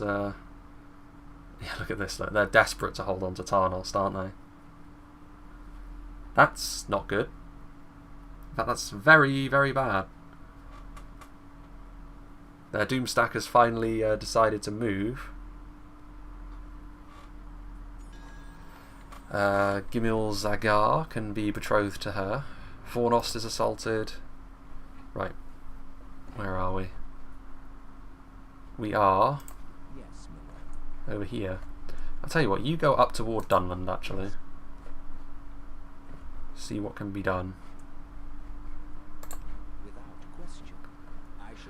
Just keep an eye on Mordor too. Yeah, I know, Nuno, but we've got defences on our border with Mordor, because the border with Mordor is actually relatively thin. Like, it's literally just Linhir and this place, but they'll go after Linhir first because it's right on the border. And Linhir is defended enough to the point where they will need to put like some effort into going after it, at least. Yeah, we'll go for that, I think. Now then, right, so this has been built, so now we can actually build you at a reduced rate, and hopefully it will take less time. Yes, only 2 turns now, so in 2 turns we will have built up a decent little army here that we can roll out with and put them in here. Right, this is not good, because that, again, there's like Citadel Guard. This is the best that they have at their disposal now, and I don't think there's much we can really do about that, unfortunately, because we cannot make it all the way up there with all of these just yet. We can start going on that path, even with them, though. What do we have in here? Nowhere near enough, so they may take a Thalond off of us here. That's frustrating. Rather they'd have gone after Ethering, but I can certainly see why they did not. We could also attack them, but our army is actually worse than theirs. Recruit another spy. Saralond is open for attack. Right, I guess we'll just start moving down this way. Yeah, we've got a general in there, so they are slightly less rambunctious than they would otherwise be. So Gimmelzor can go after Saralond. Gimel Thon can potentially come across here to try and help deal with this individual. Maybe the Doomstack is going to Tarnost? Yeah, it could be going to Tarnost. I hope it is. I mean, if they were wise, they would actually take a Thalond off me, because it's a fairly valuable town. And they could do it without too many issues. But, yeah. Right, what do we actually build elsewhere? Anulond. Right, yes, this is a place we can now actually build something else in. We want that because we need this culture at this point to start increasing more quickly. And Anulond can build... Yeah, we will go with that, because that's actually quite useful. And... Right, we can build another building down here, a grand bazaar. A mining network. I mean, yeah, we'll go with a mining network, why not? It's such a rich town at this point. So we'll see what happens here, because they could... very well take a Thalond, and I would not be able to do much about that. Still independent forts all over the place. The AI takes forts that other factions own, but they seem to leave the independent ones alone completely.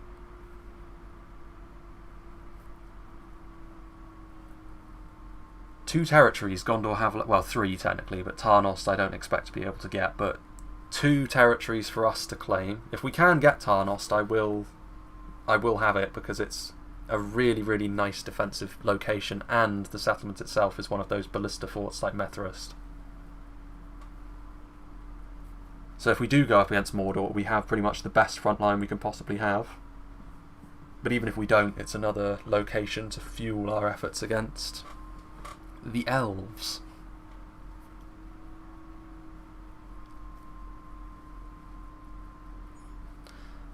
Well, they didn't attack us, so what did they do? They just... No, wait, where did they go?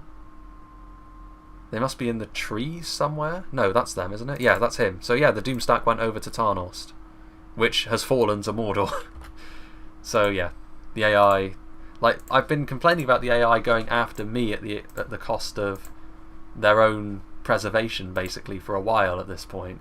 But this was the moment where they should have gone after me, and they decided not to. So, damned if you do, damned if you don't. Right then, one more turn of this, and then we can embark all that we need with a general to start heading northward. Right, Methrist, what can we build for you? We can build some Nadu Tariq, which we want to do. Yes, indeed. This is going to be such a good recruitment hub when we can actually make full use of it. Right, you, Seralond. And we can actually assault it immediately. Why is... Oh, we got a ballista, that's why.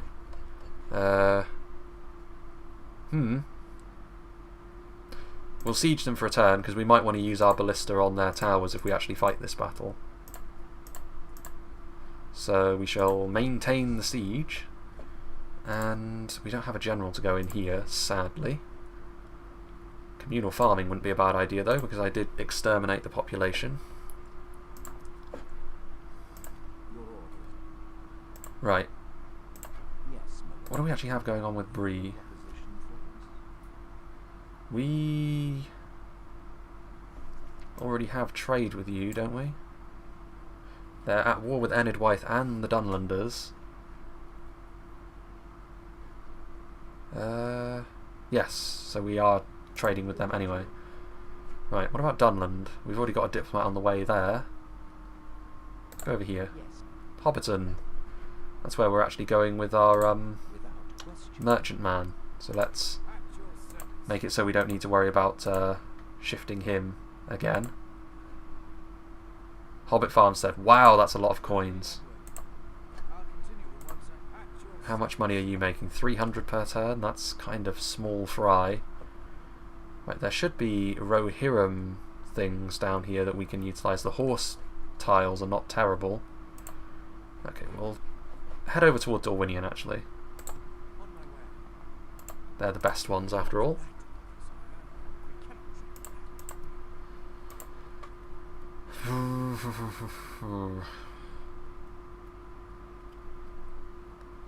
Maybe a militia armory is worth it for a Thalond.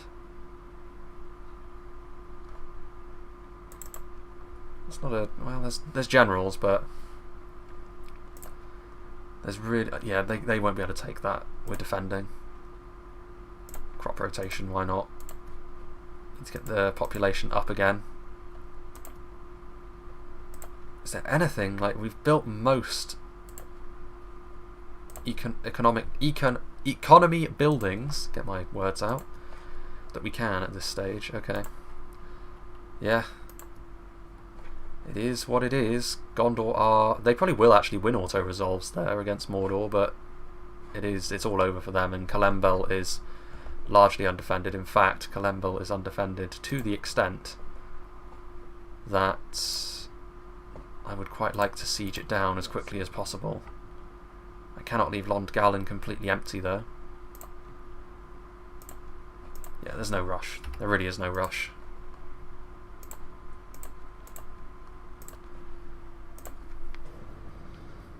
Oh, come on now. Balorn. I think Londdale is another, because that's an old Númenórean colony as well, isn't it? So that's another place where we could build our Narun Aru units. Potentially.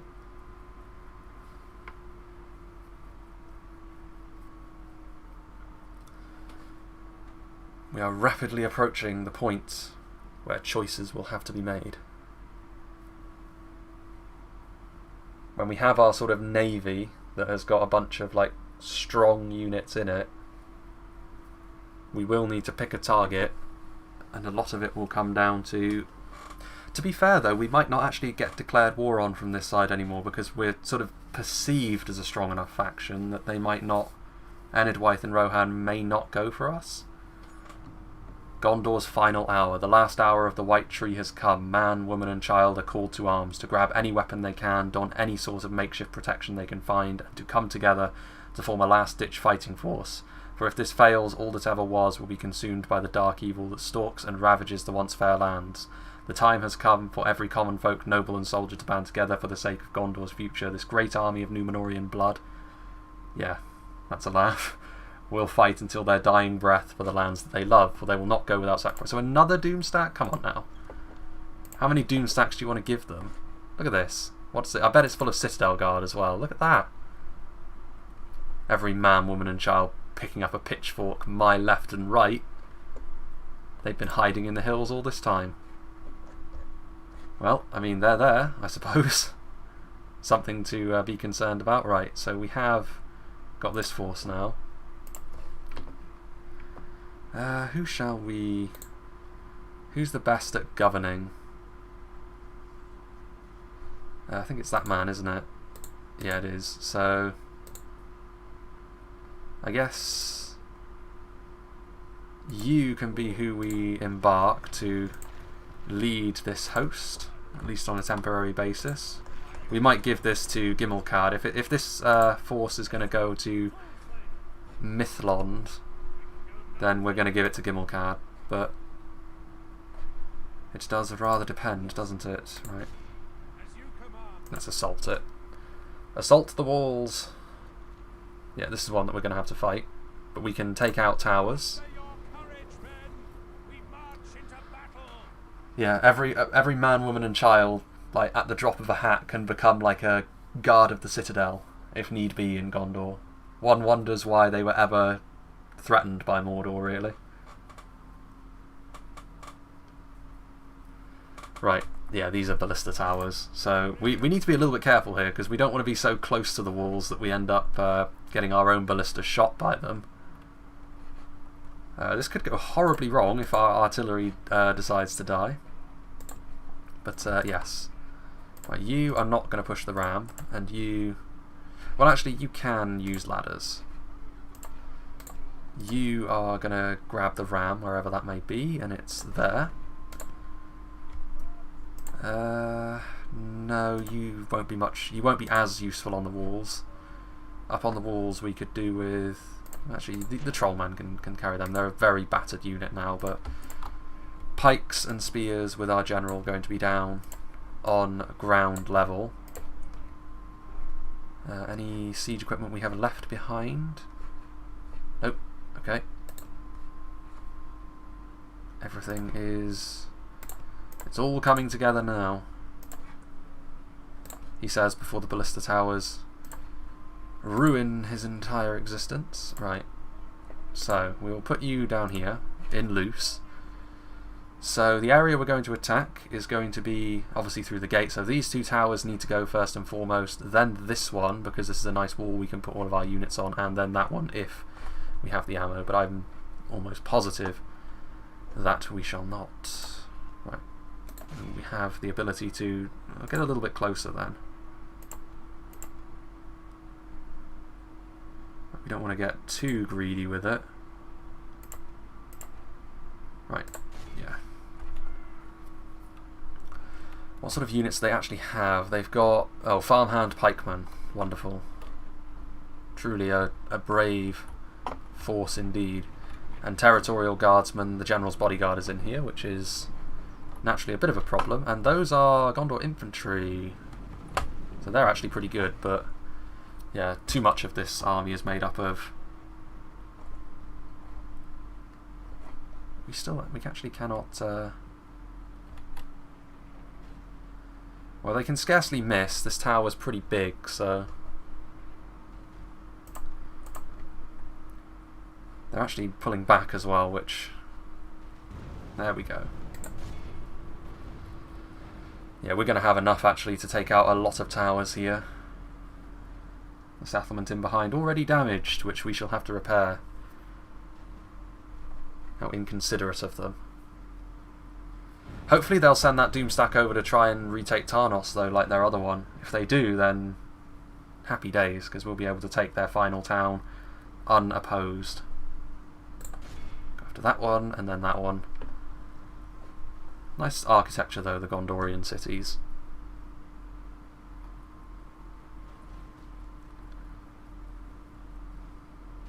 Oops, some of them are missing.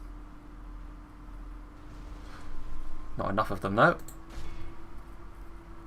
We're probably at the point now where we can start pushing forwards, to be honest, because by the time they get there,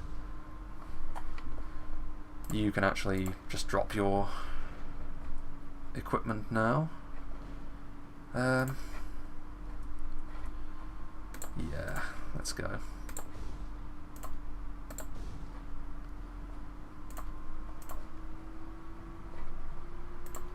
Anything else that we could potentially go after?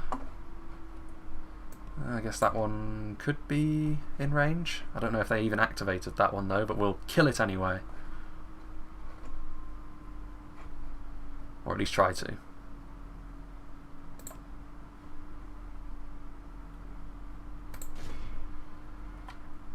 Towers much less sturdy than walls. Yeah, we're going to be able to kill that one as well. I think. There we go. Perfect. And... Right, hold on. You forwards. You will be able to deal tons of damage, hopefully. And there we go.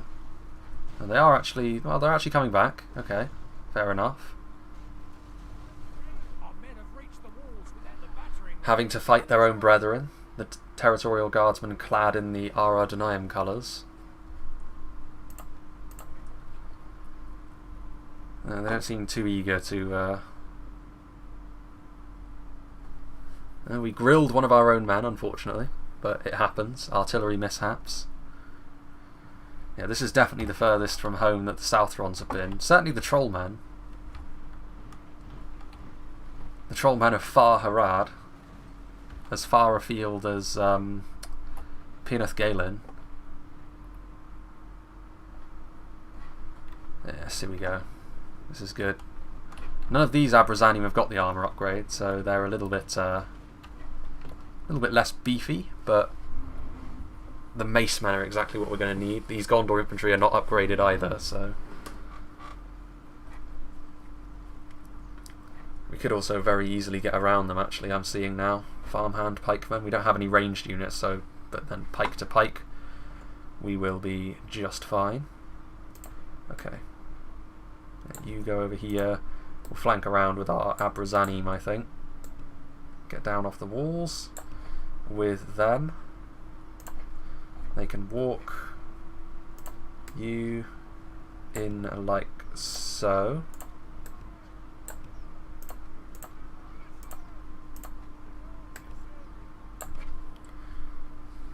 Can roll on in as well, and so too can Gimilzor. The Southron units appear to have served you pretty well. Yeah, I mean, to be fair, we've had access to the Harad territories for longer, but it's a really good mechanic, that one. It gives the Ar-Adunaim actual replay value as well, because where you choose to settle will affect your army composition quite a lot. But I still think that being in the south is better, because like you get like the palette swapped version of the Gondorian and Dol Amroth units, which I think adds quite a lot to the feel of it.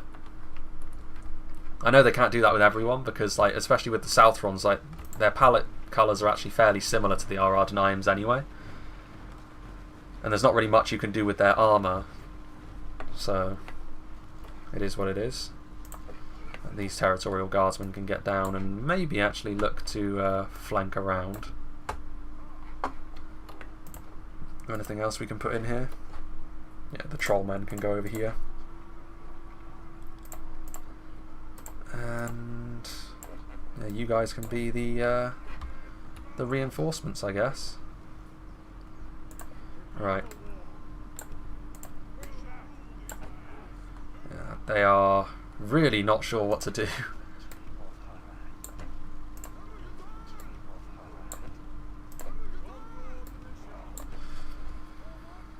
Let's just squeeze on in.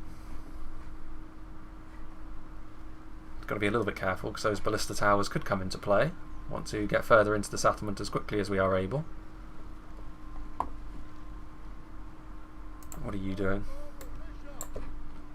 No, you're not militia of Gondor anymore, you're militia of the true Numenor. Even these boys, with their fully upgraded chain coats. Right. Will they indeed? Right, okay, so now we shall... Oh, those Narduzagar are getting in there. Okay.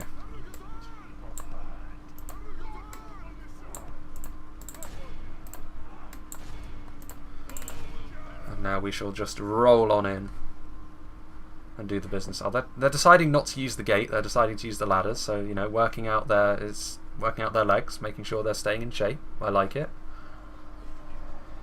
Yeah, this is going to be real grisly for them.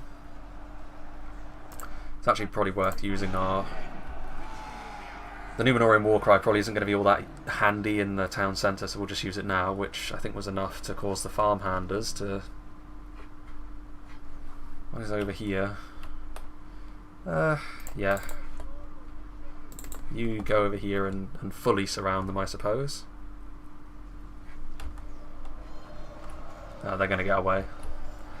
A shame, but no matter.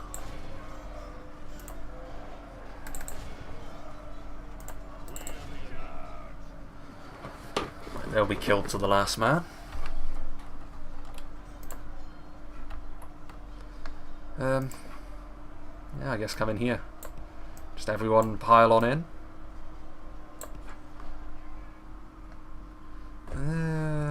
Enemy territorial guardsmen. Where are they going to go? Oh, they're going to go that way, I think. Farmhander's going to go back to the town centre, but if they go down that way, that's perfect. So that means we can actually flank around and do some damage. Right. Abrazanim go this way. And we'll surround them with some more territorial guardsmen. I think... Yeah, they've got the same unit model. I don't know if there's changes with armour upgrades or what, but...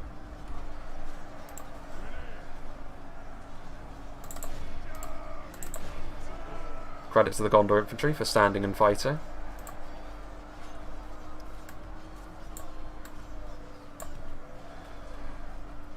And... you... Again, deciding, you know, we're not going to use the gate, we're going to use, even with our big bulky halberds, we're going to use the ladders. Because that's just how we roll.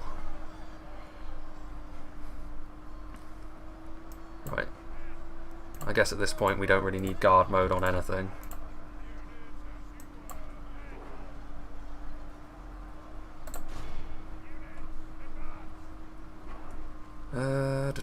No. Where are you going? Follow your troll brothers. This is a pretty neat settlement to defend, actually, for a sort of generic one. It's, I do recognise the layout, it's just the architecture that's different because it's Gondorian, but it is the city layout with the TC in the middle. Gondor defenders. They do get garrisons. Right then. So we will want to... You can go around this way. So can these two.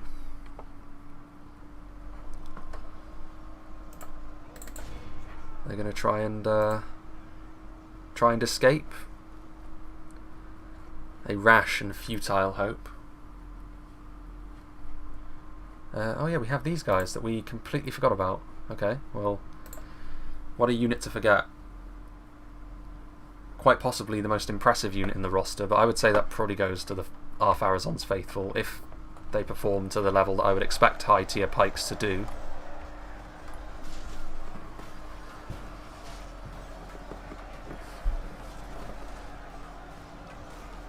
Hopefully Gondor will be completely gone by the end of this part, that's the hope anyway, and then next time we can then sort of make the choice.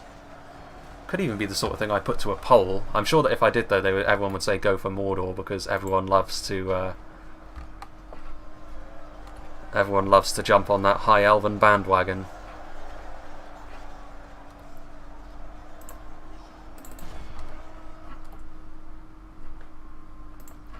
Going after the High Elves is probably the harder of the two options though, because even if they are... yeah, they will fight to the last tank grid. That's why I'm taking my time and being cautious, because I want to surround them, get good charges with the Trollmen and the like. What do they do? Are they outside the settlement? What on earth are you doing? Come on, pathfinding. Embarrassing scenes.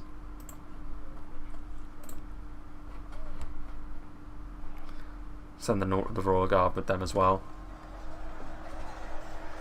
Credit to the Gondorians for fighting to the bitter end, but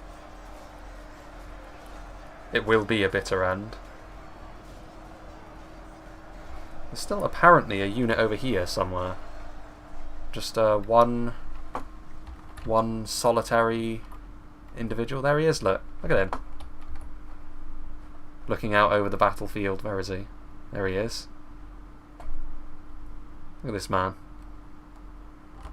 Don't know how he survived that melee down there, but credit to him. I mean, by the time the Nara and Ara Royal Guard get over here, they're probably going to have nothing else to do other than slay him. If Mordor attacks you before, then the pole... That's true, Metallic CJ. Like, that could happen, but I am allied with Mordor, so they will need to cancel the alliance before they attack me. So at the very least, I will... No. Basically, if they cancel the alliance, it's a sign that, listen, we're going to attack you in a couple of turns, or maybe right now.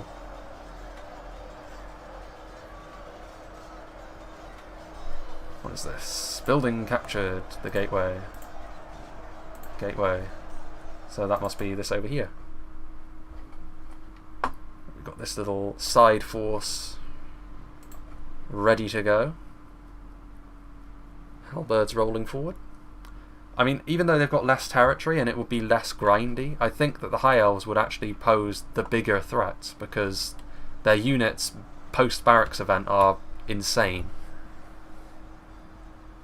Mordor, it's kind of the other way around, where our sort of the main bulk of our army, while it's not humongously better than stuff like Black Uruks, the Ar-Adunaim and like the Ar-Adunaim units will be stronger.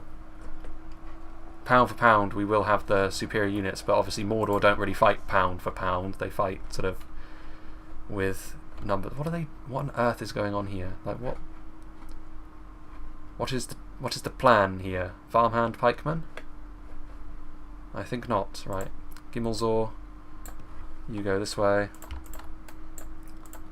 You can go up here as well. We'll lead the way with pikes, I guess.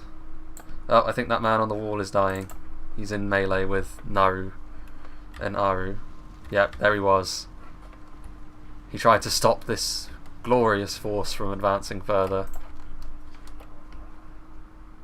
Yeah, in an offensive siege, like it's going to be hard. Like if that's what happens, if that's how we end up approaching it, then it's going to be a tricky one.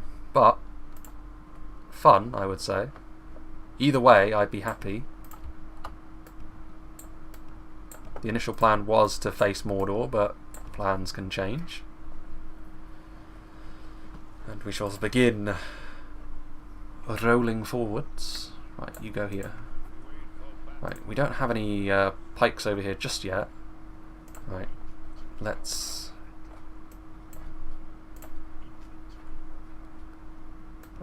You go there. Halberdiers. Footman. Don't want you dying too much, so you will sit back a little bit more. They're in shield wall, but they can just move up here, I guess.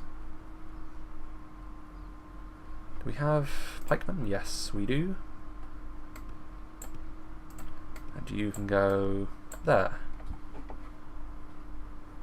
Right, attacking from two angles I think is going to be enough. Gondor Defenders I think is just the name for the garrison version of Gondor Infantry that don't get access to armour upgrades and such, so we know what kind of unit they will be. And we have something better. Let's say you do go for the High Elves and Mordor attacks you, what will you do then? The victory condition I would set upon myself would still be capturing like the High Elven Heartland of like Mithlond and the areas of Lindon. I would just have to defend against Mordor. Because I can't, like the campaign will go on for far, far too long if I have to try and take the entirety of the coast of Middle-earth and Mordor's territories, especially if they're pushing into Rohan. So it would be a little bit... But yeah, like when the ball is rolling, essentially the victory conditions will be laid out. That will be the idea. Maybe if we can get the Nadu Tariq around the flanks. Okay. So. Right, let's get our halberds into place first, if it will let me. Which it kind of will. No? You don't want me to? Halberds, you. Pikes. And these guys. So we definitely want the trollmen in first because they'll get into the sides. And if at all possible, if we can... What would be ideal actually is if we can go here like this. Maybe go over there with our Ar-Adunaim. Right. Let's see what we can do here. So pikes forwards. Trollmen can slam into the side of them. Spears can get ready to go after the Gondor defenders. Halberdiers can probably just go in there and hopefully things will work out for the best. You can start moving over here. Territorial guardsmen, you can... Well, actually no, you can walk because we want the pikes to engage first and then just to overload with numbers. And then you can come forward, you're a little bit further back after all. Halberdiers. Yes, here we go. Okay. Yeah. Yeah, so we'll get to the side with our Nadu Tariq as well. Because they are going to allow us to. So we'll probably want to go after the General's Bodyguard with our Mace Men because the... and probably our Narduzagar as well. Yeah. Pikes shouldn't last too long. Territorial Guardsmen can come forwards as well. I think that's as efficient as we're going to be able to make it. Well, there's some units back here that don't seem to be doing a whole lot. Southrons. Into the fray, if you please. We're going to lose Nadu Tariq here.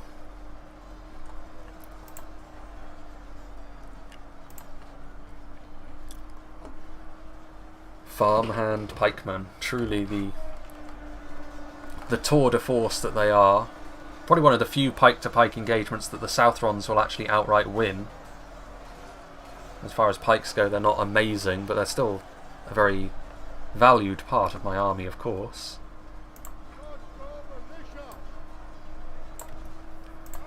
Push in. There are the Royal Guard. Yeah, there are the halberds as well, pushing in. And more territorial guardsmen. Try and get them over there, I suppose.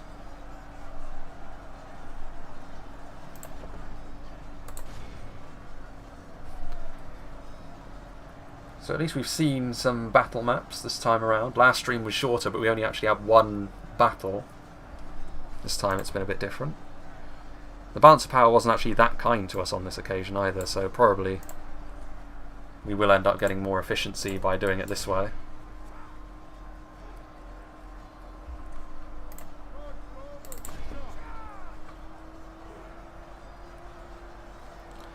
And I think that's pretty much everyone in the fray. You're not, though.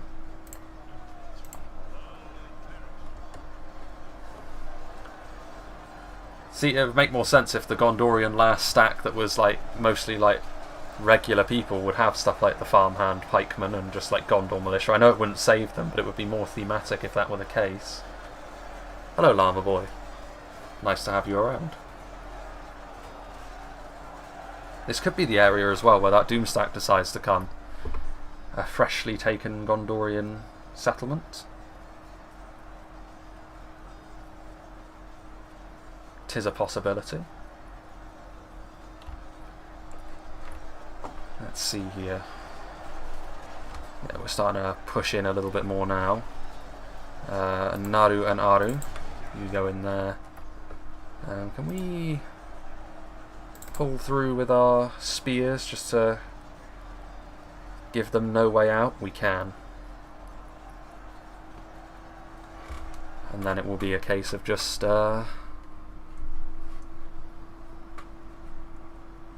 fast forwarding. The enemy are badly bloodied. They have lost half their men. It's only Rosadan footmen, of course, but surrounding the enemy gives substantial bonuses. Yeah, our Nadu Tariq have taken damage at the hands of the Gondor bodyguard here, but I might get in there. And that should be that. The Gondorians are a stout bunch when you fight them like this, but defeat is certain. Men are in command of the city.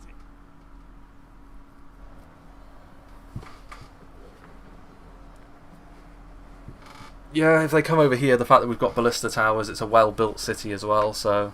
Although if they attack immediately, I think the settlement will still be damaged from what I've done to it, so... Let's not tempt fate.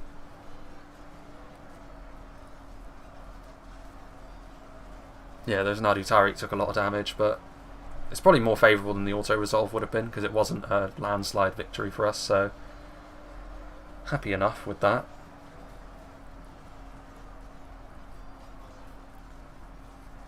See you, George. Nice to have you around. And there we go. The enemy general. A worthy enemy, but no less dead for that. We must press our advantage. This is a clear There we go. victory. 134 losses, not terrible. Probably would have been more based on that balance of power and the units that we had in comparison to theirs. Wasn't trash that was guarding it after all. Some trash, but Gondor infantry, defenders and a general's bodyguard, pretty decent stuff. And another Gondorian town to add to the collection.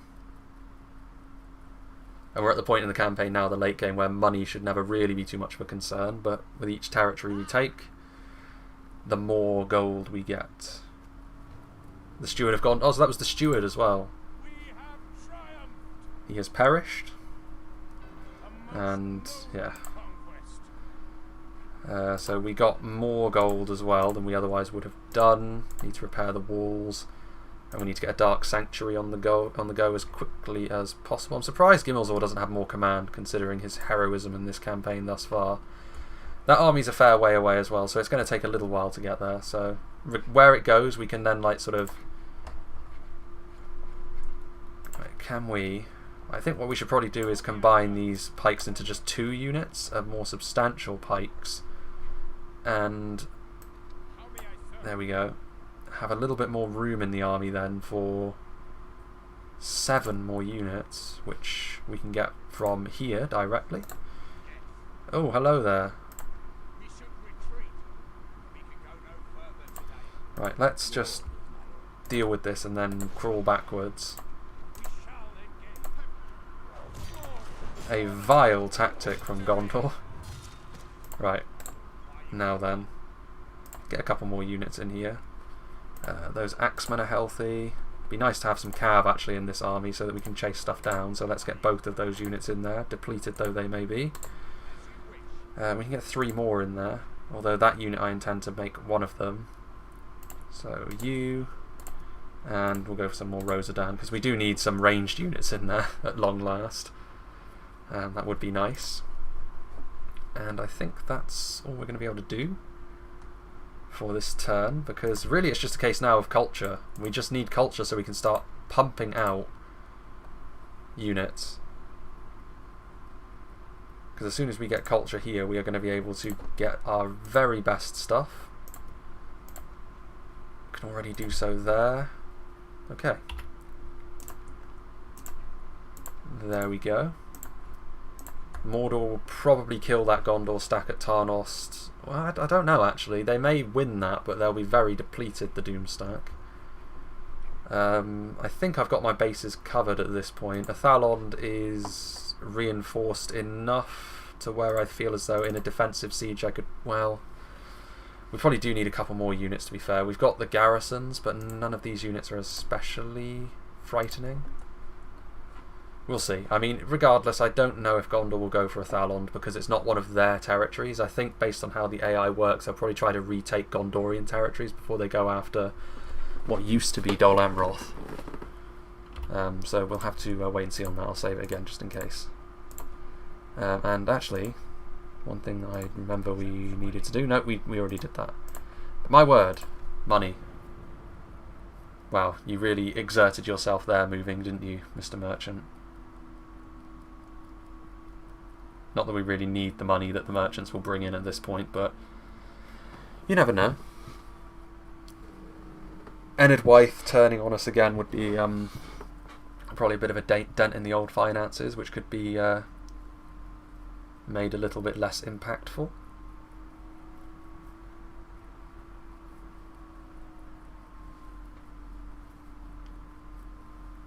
What will Gondor do? They go last after all. They may have, like, the camera hasn't panned over there, but Mordor, what are they going to do? Will we see the battles that they engage in? No, apparently not. I'm sure they did, but God, that is scary. Oh, hello. Bold of you. That Doomstack that was the Doomstack that spawned as a result of Ethering falling, so it's probably send an emissary to initiate relations with... I'll be rewarded with a military unit, probably something crap, so I don't really care. You... Where's our merchant? There he is. Get across there. Right, and... Really, I'm just interested in seeing Dorwinion, seeing what they're doing. They're beating Rune, apparently. Yeah, we should win that fight, though. I mean, it's a tough army. Lots of good upgraded units, but defensive position-wise, I think we'll probably be alright, especially considering ballista towers are probably involved. Right then. You are going in there. Effectively now a full stack. Well, that Doomstack appears to be heading in this direction. Towards Seralond, perhaps? Right, let's see what was constructed actually.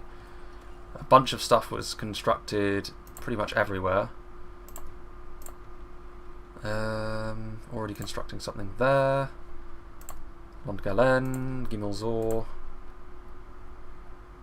Is there anything useful we can actually do? Dark Temple actually is useful because it means that hopefully we can actually get our units rolling quickly. Roads were constructed.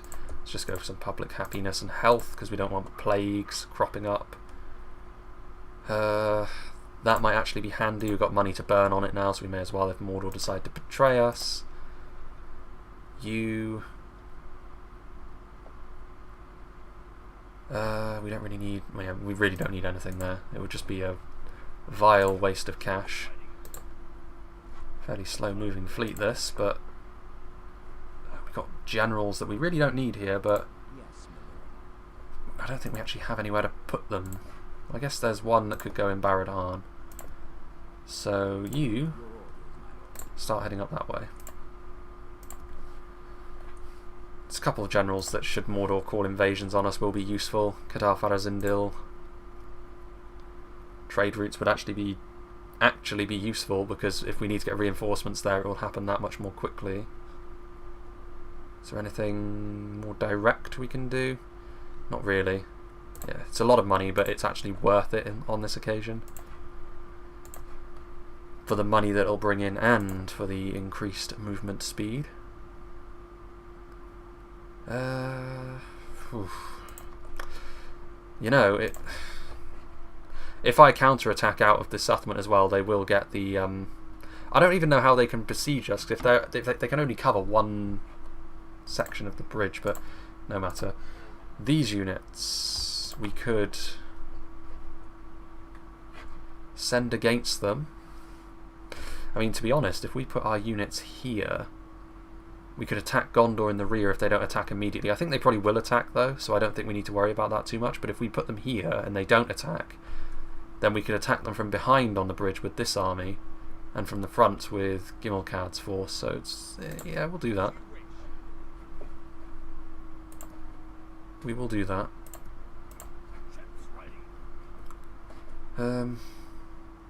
Right, yes, we had our diplomat moving up this way, didn't we? He's stuck. Yes, my lord. Impossible, as you wish. Impossible with that kind of attitude. Your orders. At your service. Right, we'll see what Dunland's doing, and then we'll see what Rohan is doing. Okay, so this could be, like, Gondor will not go down without a fight. Give them their dues, but there is an air of inevitability about their demise. Right, we will go for another... We've actually got a lot of leeway here with recruitment slots, so what we will do is a couple of units of territorial guardsmen, a unit of Gondor infantry, a unit of Narduzagar, and a unit of marines. Because why not? At this point we have money to burn. It would probably be cheaper for us to burn our money to keep warm than to actually hire someone to go out and chop down wood. Right then. Let's see what you've got then, Mr. Cathron. You spawned as a result of me capturing Ethering, so you wish to take on Gimmelkad himself, then don't let me stop you. Entering Mordor's territory and attacking them from behind will make Mordor hate me a little bit more, but we don't really care about that. Fighting Mordor can get repetitive with all the attacks they throw at you. That's true, Jürgen. But that's the only way to really make Mordor what they are. That was true in the last campaign as well, albeit it was mainly Isengard, but the same principle applied. Okay then. Oh, Mordor are attacking. Okay. Well, let's fight then. Mordor coming in from the rear. So they actually did exactly what I was going to do next turn if Gondor kept up the siege. So there we go. Orcs can be reasonable too. And actually, you know, we may as well. Right, well, we are... Where are we? Oh, so we're coming in from that side. So we actually will be the ones that are in the firing line first, I think. Yeah, look at this. But they're attacking Mordor, I think. I mean, I'm happy for them to do that. Please do, in fact. Melee-wise, we're not going to have a particularly good time because they do have superior units for the most part compared to us. God, that is going to be a slaughter down there, though, because you can get archers up onto high ground to shoot down into them rather than into the side. So our archers, as low quality as they may be, will actually come in handy, I think. Let us see. We have a bit of cav, so we can potentially go in and attack them as the rain starts to fall. Right. Let's see. Spears to the front, because of course. Halberdiers. Right, we do need to be like a little bit quick with what we do, because if we leave Mordor to their own devices, they will get absolutely butchered in that gap. But we can let them take a little bit of the heat for us, I think. I think we can safely assume that that's an option. Black. Why are they sending their archers across the bridge? See, this is why, AI, that I don't rely on you. Because you've just... Okay, we've got our units there. Right then.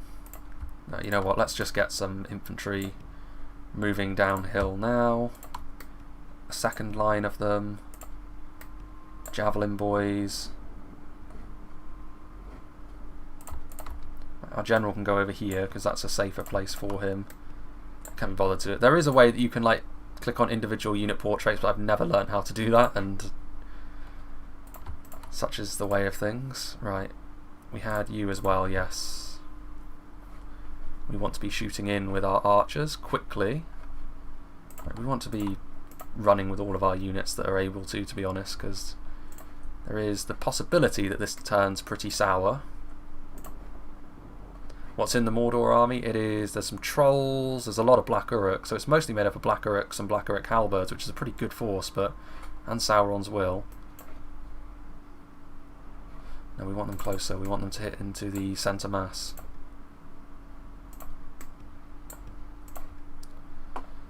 Right.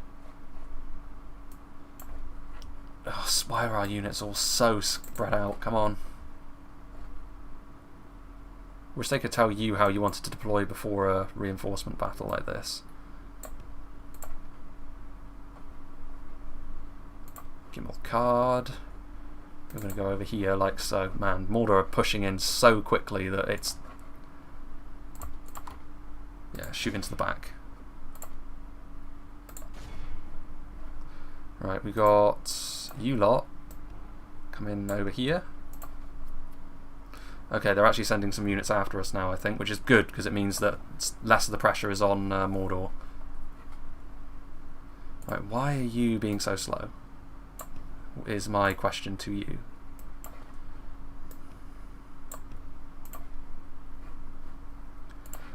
Give me a card.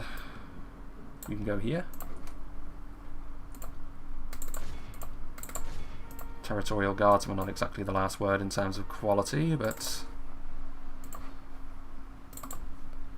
Alright, Ar-Adunaim. Come down here.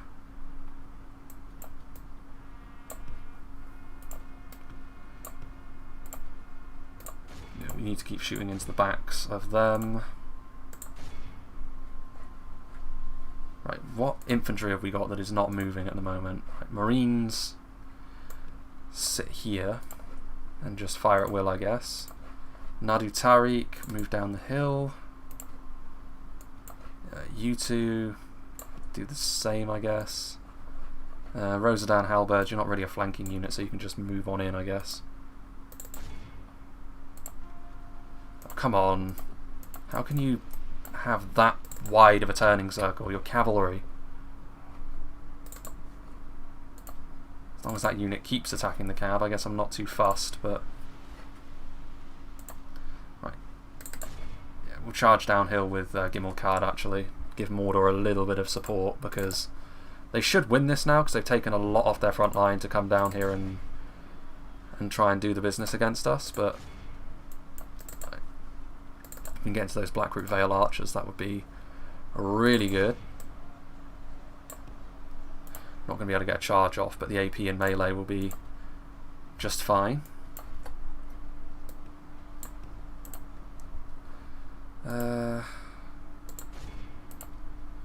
fire on into stuff. Go on, Gimmelcard. They are infighting. Yeah, go over here actually, Marines. You can fire javelins down from on high. To a good extent. We're getting our Dusgar down here too. Ooh, hello. Yes. That's exactly what we wanted. They're not going to be able to get off a charge, I don't think. Well, maybe.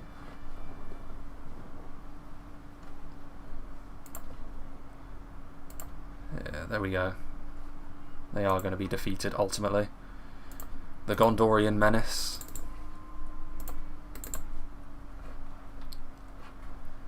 Cool battle though. This is why I like Medieval 2, because this sort of thing doesn't happen in the late game of other Total War games really, because you're so powerful and like it doesn't...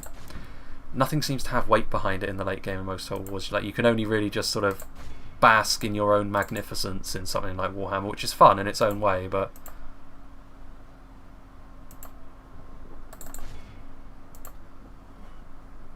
Right. For the moment, the fortune of battle goes our way. Let's pray it remains as such. Oh, they've got some Innes Rim as well. It's better than any cavalry I can construct.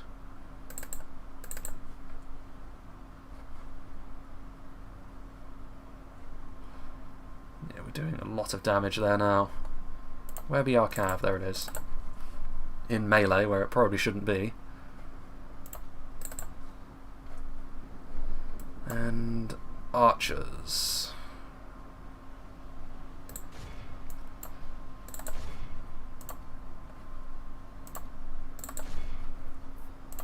Yeah, that's good. Shape of the engagement is exactly what we want. That was a nice charge as well. Getting up to charge speed. Not exactly the most durable though, the poor Southrons. Certainly not in the same way that those runic cataphracts over there are. Getting a bit of friendly fire, but we don't care about that. It is, after all, Mordor filth that we are primarily friendly firing. That's not good. The Mordor general falls. We know how fragile Mordor can be. They're just firing point blank. They should be fine though. Gimmelcard taking a little bit of damage, but should be fine.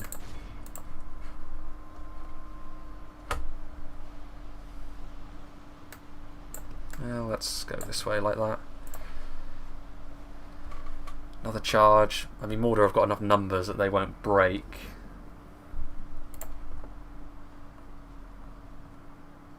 This is a general's body. That is a general's bodyguard, to be fair.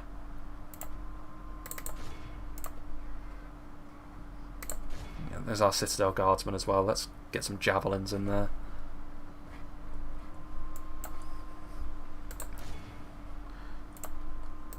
Oh, there's trolls going in there to support us now, so we should be okay. There's one Lebanon Marine in behind enemy lines. Oh, you've been in melee too long already, Southrons, but you're doing your job. Even if you perish here.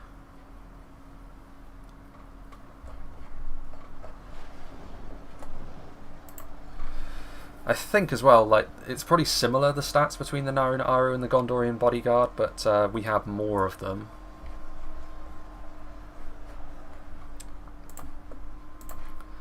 Okay.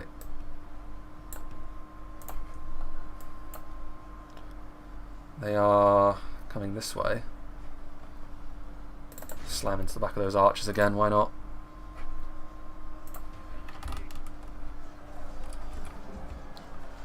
Yeah, the red colour scheme does a lot, I think, for the Gondorians. They're holding superior units in place, these militiamen. Brother fighting against brother. Defeat still seems certain for them on numerous fronts though, so... Another charge. Doing quite well for themselves here. Okay, let's put you in position there, get ready to shoot.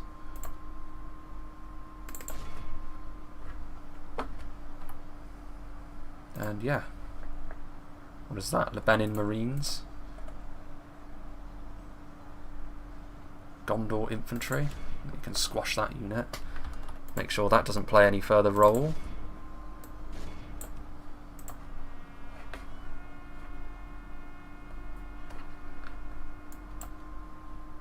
You know what? Actually, don't shoot. We actually don't need archer support as much now. How did that not squash those Gondor infantrymen? We may never know. Defeat seems certain for them. Yeah. They did a number on the Mordor force, though, but that's more because of the weird way that Mordor decided to engage them. And that will be good. Mordor can replace their units so quickly anyway. It is of no concern. Could probably shoot into that blob of spears, actually. That is going to be the way forward.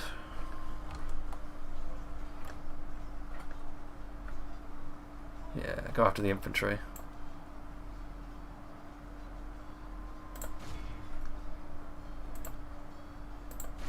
Give Gondor credit though, they're sort of genuine infantry and spears. It's not like Reforged where they are sort of workhorses really. They are genuinely good units in Dak, which for plate-clad warriors you would expect, I suppose.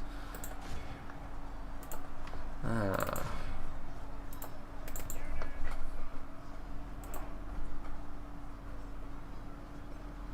know how well these territorial guardsmen did. They were going up against units of higher tier. Their general's bodyguard is leaving.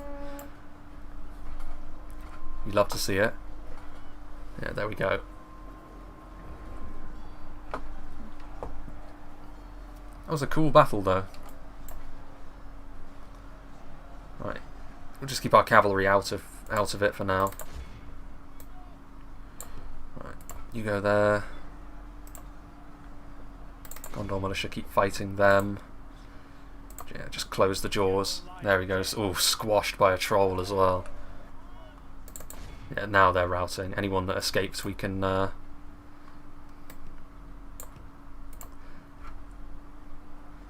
are. Well, they've still got a general's bodyguard. They're starting to run now, though. Yeah, here they go. The collapse begins. They, however, will not be permitted to leave.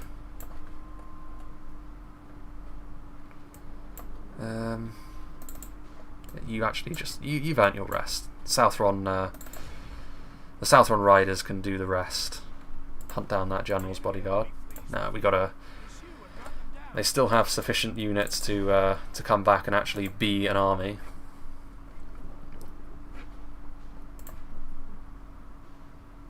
Why they did that, but Azra Zaire Marines can of course hunt things down with impunity. Okay, you go after that unit now. We don't want the Gondorians to come back with anything, really. They're going to make it to the red... Well... Oh, come on, you had them then. Only a few of them are going to fall. That's a shame. Okay. And this is going to be the last one. There's a unit on the other side of the river, but I would assume that's probably meagre offerings. Well, let's have a look. Oh, no, they are Athelian Rangers, I think, aren't they? Yeah, they are. And they're going to get away anyway. Do you think those Rangers should retreat? They seem to think so. This is a clear victory. Yeah, we lost less than Mordor. And less significant units as well. Most of our losses probably came with Gondor militia and territorial guardsmen holding a line. Hello, Owen. Nice to have you around. So that's their Doomstack defanged, or at least one of their two Doomstacks. The other one, probably Gimmelzor is going to have to deal with that. Maybe we can get his brother involved as well, but we shall see. But Gondor will fall. The stream title that I picked was actually accurate. How about that? Yeah, no, we will execute them all. That other little force as well we've got could perhaps actually now go off and besiege the one remaining Gondorian hold.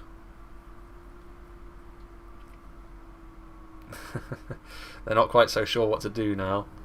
That's a big force they've got clustered around that that area though. Right, you go into the fort.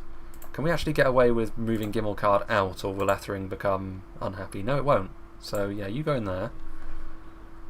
It's not the best army. Okay, so what have we got? We have got space for 6 more units. What units from here do we need? Definitely them. They are always useful.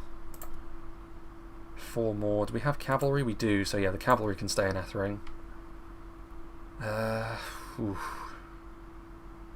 Suppose you'd have to say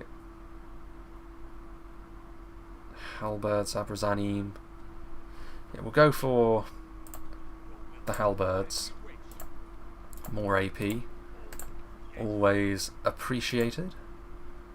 And then I guess we want to leave stuff to defend just in case Mordor do decide to betray us. So we'll go for a couple of units of just regular territorial guardsmen. And then they can make their way over there next turn. Right, we have the... We already moved these guys, didn't we? No, we didn't. This is, after all, an army that we have being built as we speak. More units. Do we need units there? Oh, we could do with them. Do with them in a Thalond as well. Yeah, I think we've got them bottled up at this point, so actually let's put you 2 in Lynn here in case of more Mordor betrayal. You can never be too careful. Saralond and Anulond. Right, we want you because we exterminated the populace. And for you, we could do with... probably that. Just keep everything on lockdown public order wise. It's still unlikely Mordor will attack you since they can expand towards Rohan. Yeah, and also the fact that they would have to sort of annul our alliance probably dissuades them from doing that. We'll see. Again, it's still don't really know what how we're going to handle things yet. I would like it to be Mordor. If I had the choice, I would personally pick Mordor as the late game threat, even though in many campaigns they probably are. So I guess from variety standpoint, maybe the High Elves do make more sense, but that's something that we can think about next time, because for now it's just a case of trying to destroy Gondor once and for all. We still can't build anything else there, man. That is a rich city as well. It's a fortress. Umbar is very wealthy. By far our wealthiest town, I think. Right then. Okay. We will save it there, and we shall see what Gondor does, because it may be that we require 2 of these armies to defeat Calembel's garrison. Passing through Thranduil's realms. I'm sure he won't mind. How many regions does Gondor have? 1, Jurgen. That is their last region. It is their last stand.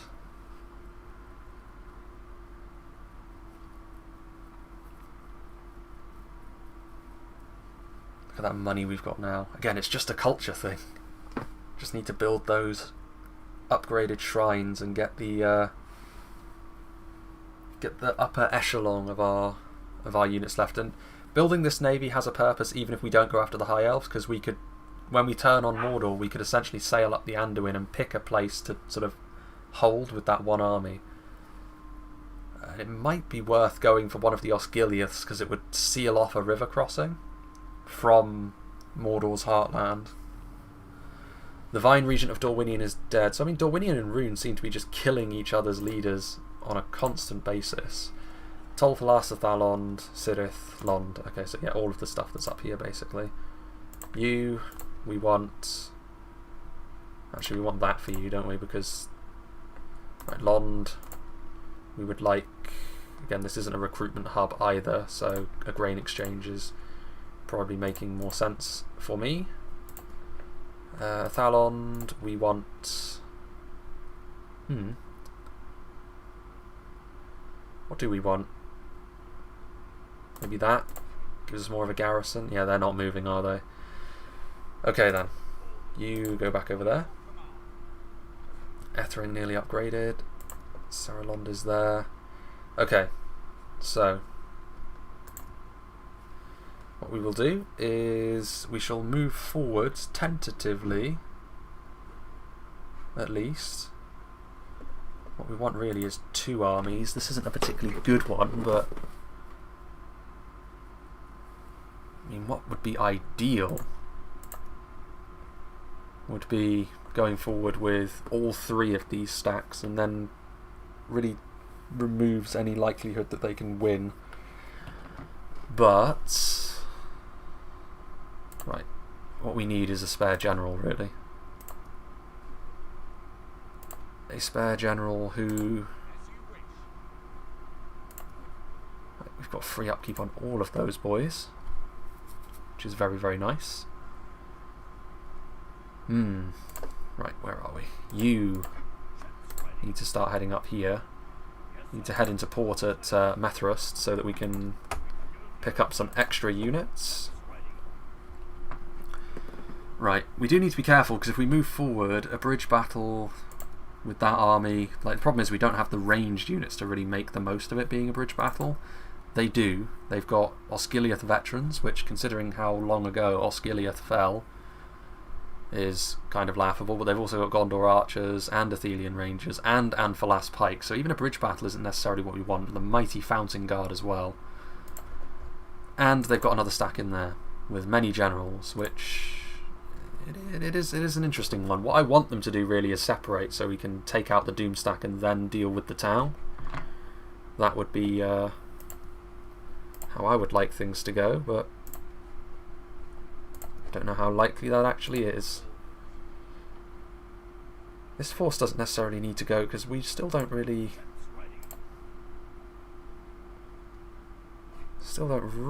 need these units to... Wait, hang on a minute, that is... Where's the port for Londgalen then? No? Okay, well, anyway, I think for now it is just a case of seeing what they do, really. I think maybe they've gone into siege mentality mode and they're just going to sit there, which is a little bit unfortunate. But I am determined that the end of this part will be Gondor's final moments. Would it be worth leaving a nearby settlement with maybe 1 unit to draw them into a trap? I don't think they're going to move towards a settlement, though. That's what I fear. If they start moving now, then I'll just engage them in a straight-up fight, and I think I would be okay. Because I intend to jump on them with two armies at least.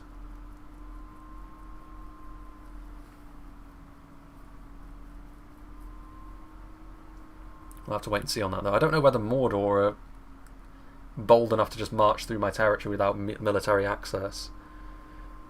The Green Elves of Mirkwood. Yeah, we haven't heard any Mirkwood strike. The one thing I would say about Mirkwood, though, is we have heard the Gundabad got the prospering message rather recently. Ah, the chieftain of the Dunedain is dead. I think Aragorn died a while back, actually, so I think that's just whoever his heir was. Edoras is sieged again. Fornost has fallen, so yeah, Angmar is on the march, aren't they? That much is fairly certain at this stage. Angmar winning the north, which Angmar are probably the faction we have the most in common with, so... Right, anyway. You go here. Yeah, these units need to be moving northward, don't they? Because we need...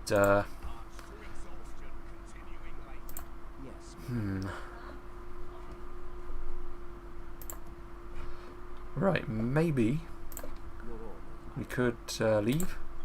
It's actually happier without the general there because of the thing. He's a happy chap, isn't he, Heramore? Right, we need you to go into Londgalen, I think, to keep it happy. Although I don't know. Well, we need something in there anyway. If we garrison it with absolutely nothing, then there's of course it's going to rebel. Then we can move Gimmelthon forward. It's really just a case of sort of positioning our armies just so at this stage. Right, go onto this bridge here, see if that's enough to get them to move. We'll see what they do then. Right, construction reports. Methrust, Linhier, Ethring. Linhier. What do we want for you? I guess that's worth it at this point. Gives us some money. Methrust built its mine. So yeah, we'll go with that, I guess. Culture is the main sticking point at this point, isn't it? And Ethring. We don't want you doing as you please.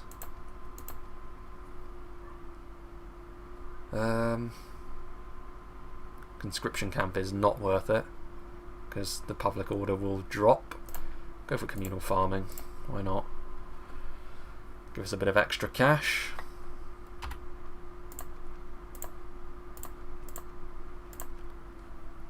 Get these guys forward, some quality units. Might actually get to see the Seaward Spearmen as well. I mean, if all three of these armies converge on it, we should be okay.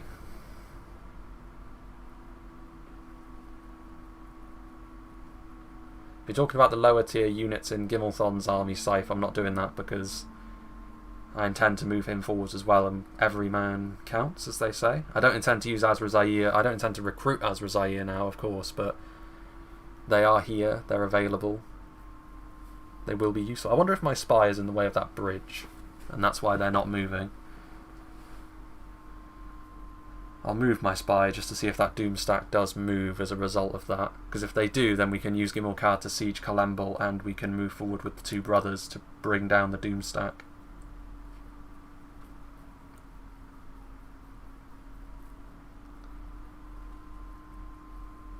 I think it's unlikely Mordor would attack you. Hey, here we go.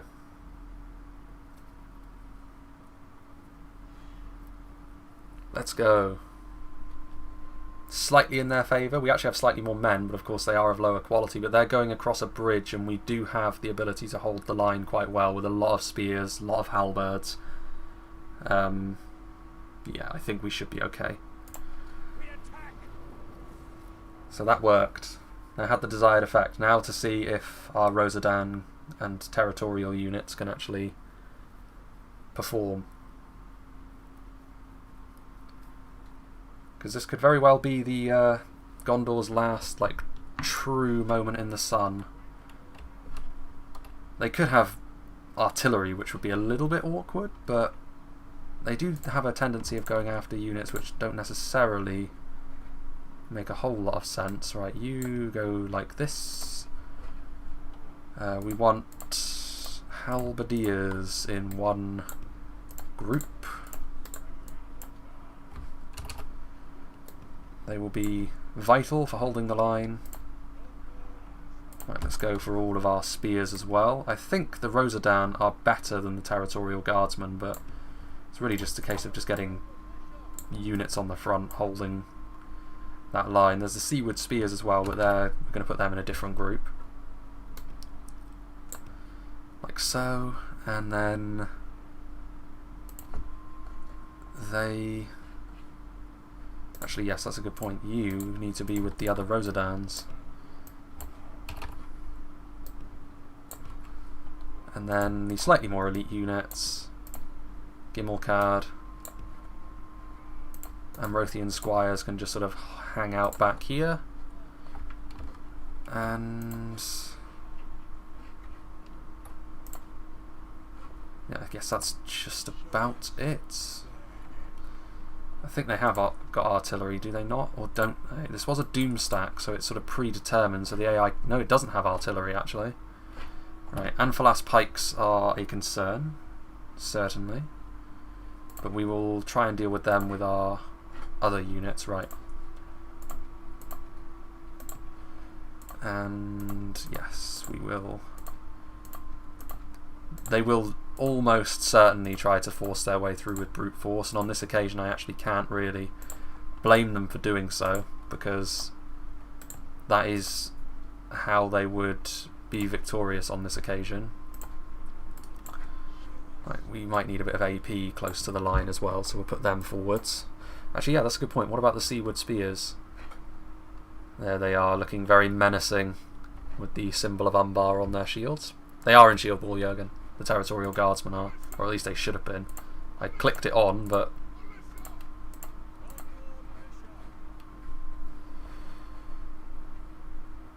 Citadel guardsmen. Right. Put you like so. Not too worried about that, actually. They're not actually coming across the river, which is interesting. Okay. Well, with that in mind, let's just pull you back then. Because if they want to just shoot right into the guts of these territorial guardsmen, that is fine by me. They're in shield wall.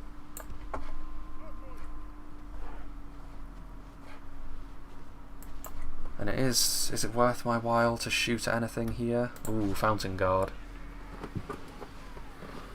Don't mind if I do.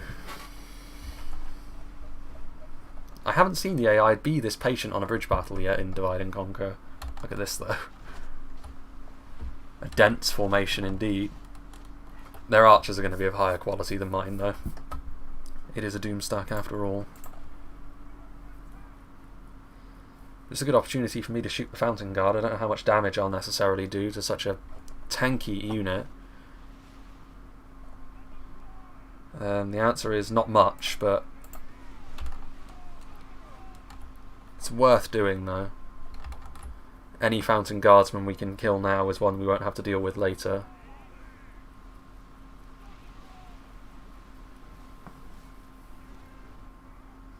Okay. Alright. It could be... Again, it's a tricky one, this.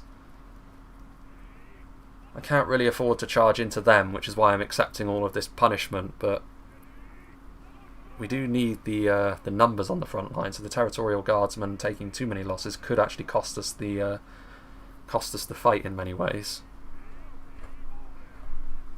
But it may also be worth our while to actually form up a bit of a crescent here, which is what I'm actually thinking of doing. You go there like that. I think that's the best way. Okay, so we killed one Fountain Guard with all of our ammo. Goes to show how insane the armor values are in Divide and Conquer. There is... Oh no, there's two. Two dead. So the Rosadan will be having to muck in melee as their primary outlet for aggression this time. Right, come on. There we go. Right. Okay. I think our best bet for success here is probably going to be, if it will let me, which it doesn't look like it's going to because of the terrain. I was going to say if we form up a bit of a crescent around here, which could still be possible. Okay, let's see what we can do here, because we want to attack them on all sides. 'Cause if we take them in a straight up fight here, stuff like the Fountain Guard and the Amphalas Pikes are going to be a pig to deal with, to put it mildly. Okay, you need to get ready to roll on in, because the Halberds are going to be very central to what we do, because they're AP. They're going to be able to shoot us across the river as well, but what can we do about that? We'll have to wait for the Azrazair to be in range of something that's worth going after as well. Okay.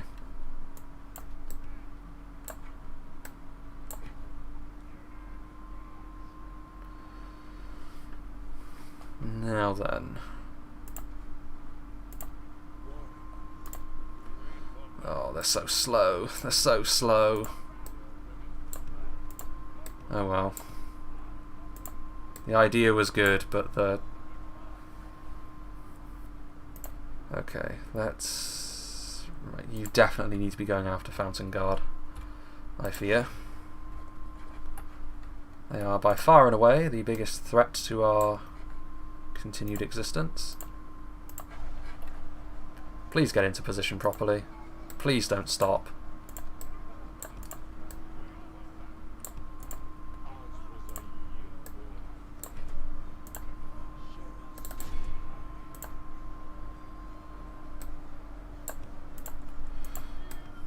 Right, what on earth is this? Like, why are you not closing in on them?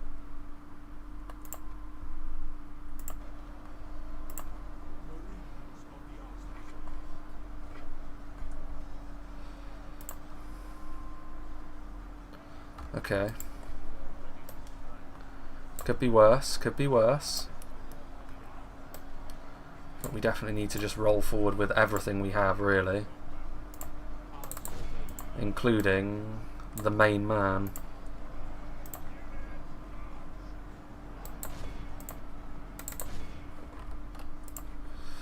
Out of ammo already, eh? Well, wherever the...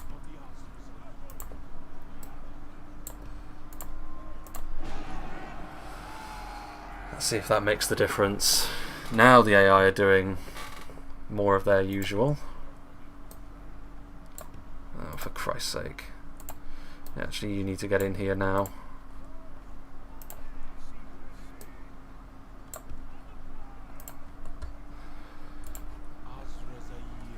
Damage from the Lebanon. I mean, their pikes are not going to be as effective as they would otherwise have been.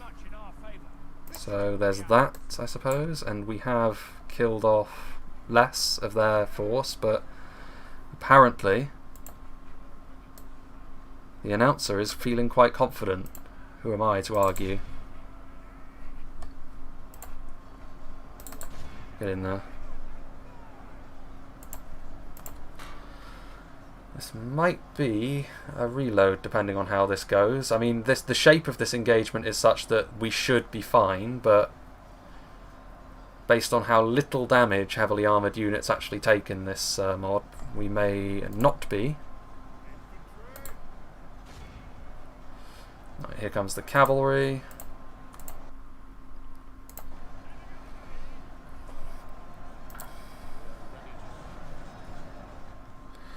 Okay, any cavalry that gets through we shall have to jump upon immediately.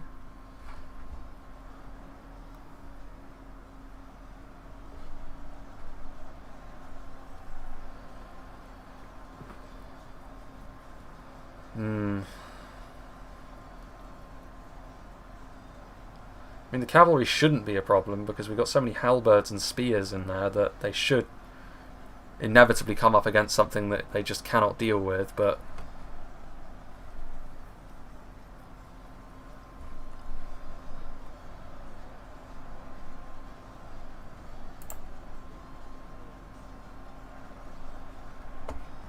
again, there's no way that this should work. Like, they've just brainlessly charged across the bridge. But it may end up working just because, like, again, the armour of some of these units is so high, even with the AP core that we have, it's just not enough. If this was an army of Azrazair trash, I would be more inclined to say that, yeah, maybe we shouldn't win this, but considering it's not, I think we probably should.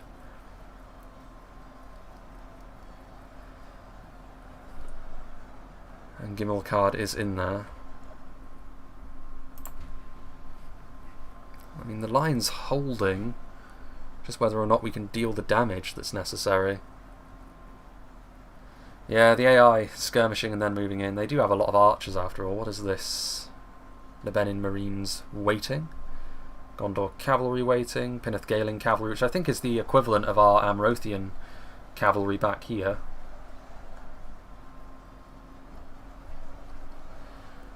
It may come down to damage, this. If their general is in one of these cavalry units and he's in there and he dies, that would be perfect. Quite frankly. Oof, that frame rate though. That is choppy. So he keeps saying, are we pulling ahead in terms of the kill counts at this point? No, we're just drawing level with them.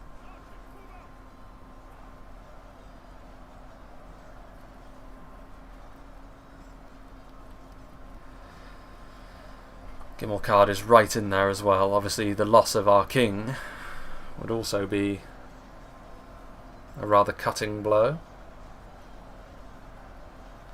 What's going on over on this side of proceedings? Because they were pushing through over here, but I mean they should be in a sticky situation down here. There's some Lasarnak axemen, cavalry trying to spill through. Look at that Gondor Cav they've still got back here. I like the mounts for the Gondor Cav. Is this their general unit? Where is their general unit? I mean, he must be in a foot bodyguard, right? So he must be in there somewhere.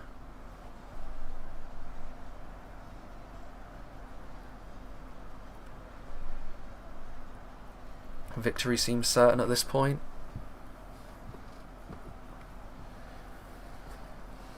I mean, hopefully we've got enough. We've got some decent units in there.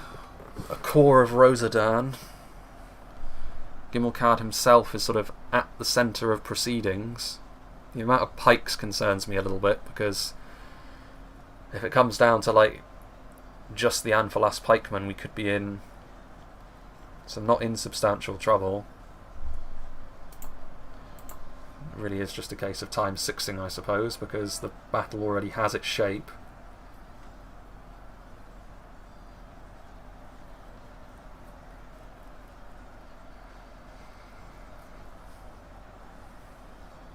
Some of my units have got like gold level armour upgrades as well, which makes them reasonably tough. Maybe not quite as strong, but I think we're going to be okay, because the pikes won't be able to get into formation, so letting them across the bridge may have been the right thing to do.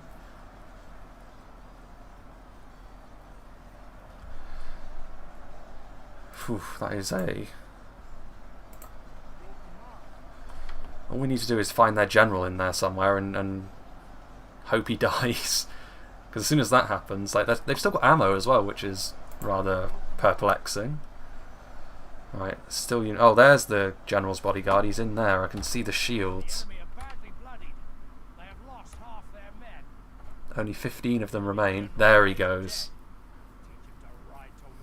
Okay, so some of the basic units will start to waver a little bit now, I would imagine, but a lot of this army is fairly decent anyway.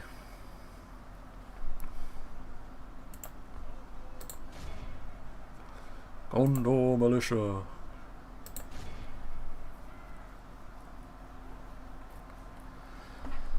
Okay, I think yeah, we pulled ahead in terms of kills now, and the engagement shape favours us still. But those Fountain Guard, like Fountain Guard could kill Gimmelcard. Amrothian Squires just sort of sat back there without much that they can really accomplish. Okay.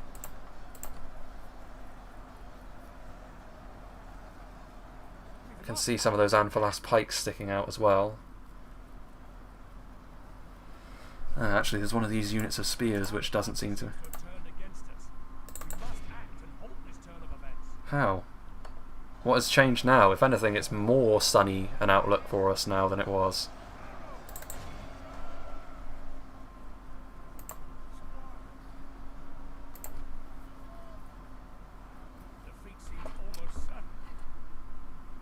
Well, that's a cheery thought, isn't it? Is it because we're running low on actual infantry and stuff like archers is having to take up the slack against units they can't really do so against? They're shaken though, like come on, rout them. As soon as they start to break, that should have sort of like a chain reaction effect.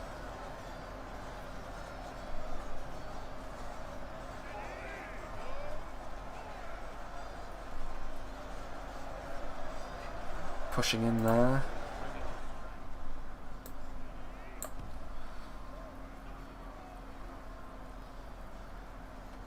The announcer likes to throw a few curveballs. Yeah, he's... I mean, he's right in that this was, you know, a tough one.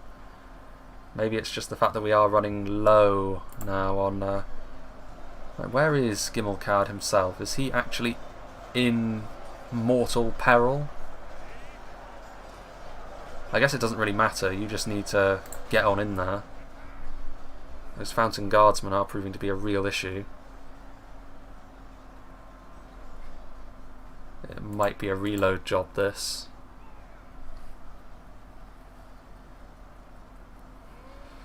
Again, in a situation like this, I don't think they should be able to last this long. I think it is a symptom of the fact that they've given units like way too much armour, I think, just across the board. Like, they've been in an engagement where they've been surrounded, fighting back to back, and their pipeline's been crumpled for ages. Their general has died. Like, it should be going my way. Even with stuff like Fountain Guard. Like, the thing that makes Fountain Guard and stuff like that so powerful is their formations.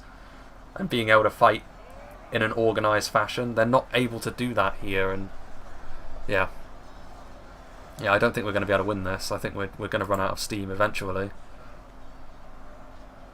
Which is really frustrating. Like, Gondor just can't be good and lay down and die because, you know, they've got one territory left, for crying out loud.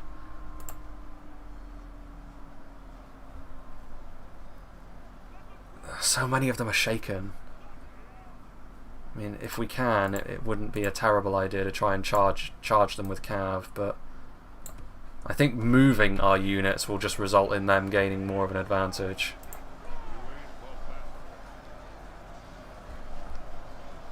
See, again, there's 52 Fountain Guard left. They took all of the ammunition from my Rosadan bowmen as well. They should have been wounded when they got into battle, and like, they're just not dying.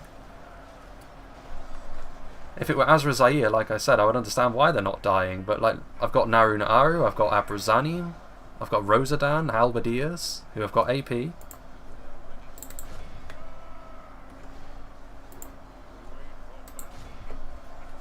Okay. Sod it. If we don't do anything, we're going to lose, so I'm going to try and get them out of the way. I need you to run as well. It's a risky prospect to charge in there, considering it is Fountain Guardsmen, but we really don't have much of a choice. They still have ammunition somehow.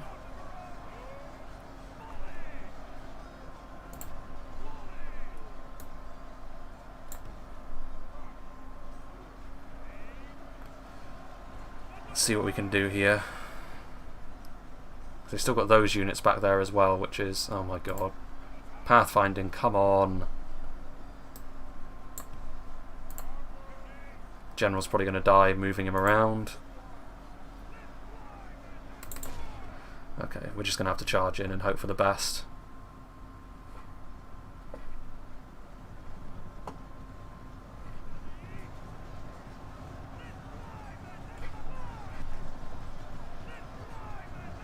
Is that sufficient?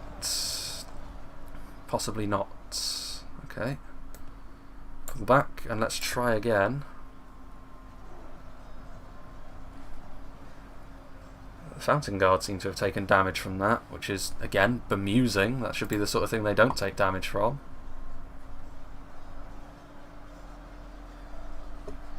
Yeah, okay. Let's move you there. Right, are you all lined up yet? Come on, everyone, get yourself organised.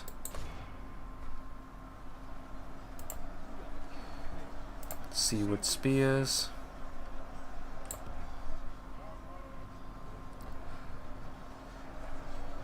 Again, I don't know what it is with my cavalry, they just refuse to get their lances out. That's so frustrating. Use your lances. I gave you optimal opportunity there. You had plenty of room to get up to speed and they just refused. Well, this does seem to be having more of a positive impact though. That much can't be denied. Ready to strike. Are you indeed?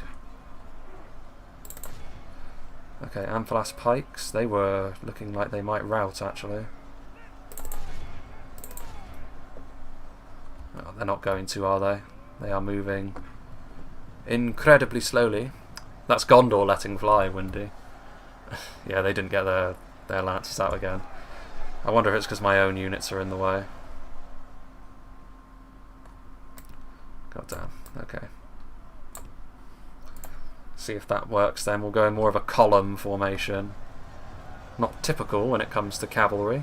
Ah, I made the Axemen of Lasarnax steady by bumping into them. Oh my god. It really is like a... They really are like clowns on horseback, my cavalry.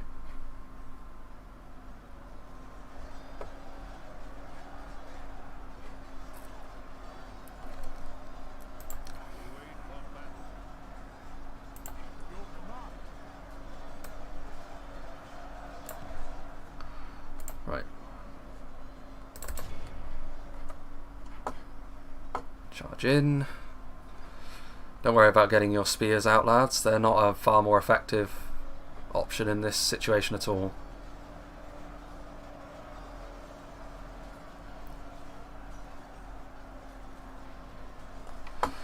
With all those Citadel Guard and Fountain Guard and Pikes, I'm amazed we're not getting absolutely butchered when we go in there with our cav. But again, we've got gold armor upgrade, so I guess that's an example of me sort of getting good use out of like the bulletproof nature of Divide and Conquer's armor. Right, they're actually out of melee now. Maybe they will get their spears out this time. Right, Gimmelcad once again is blocking most of the charge.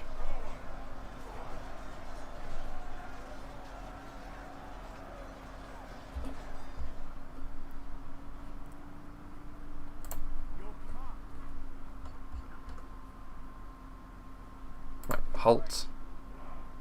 Hey, look at that. They got their spears out. Let's see if we can actually make use of that. Please get a good charge. You're my only hope at this point. Oh, they're going so slow. They're going so slow. What is wrong with cavalry in Divide and Conquer, I swear? There's something not right with it at all. It's so, like, unresponsive in comparison to the other Medieval 2 submods I've played. Yeah, this is going to be a reload. This is going to have been a giant waste of time.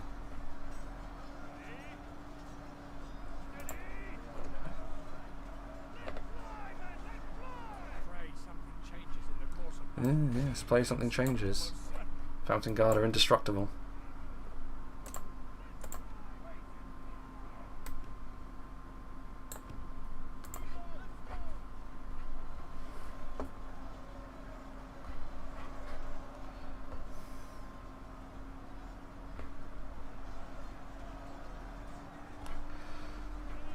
Right.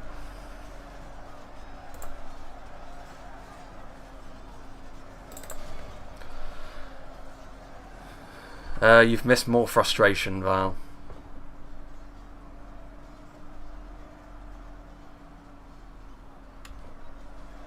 Yeah, they're not going to get their lances out again. I don't know why I bother with cavalry, honestly. It's useless in Divide and Conquer.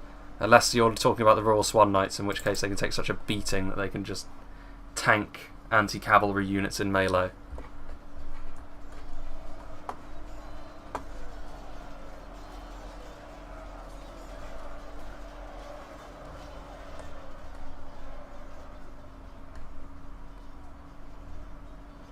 It doesn't matter at this point anyway, because even if we succeed in getting good charges off at this point, it's not going to matter. We don't have the quality anymore to actually make good on the infantry engagement. Well, that's something.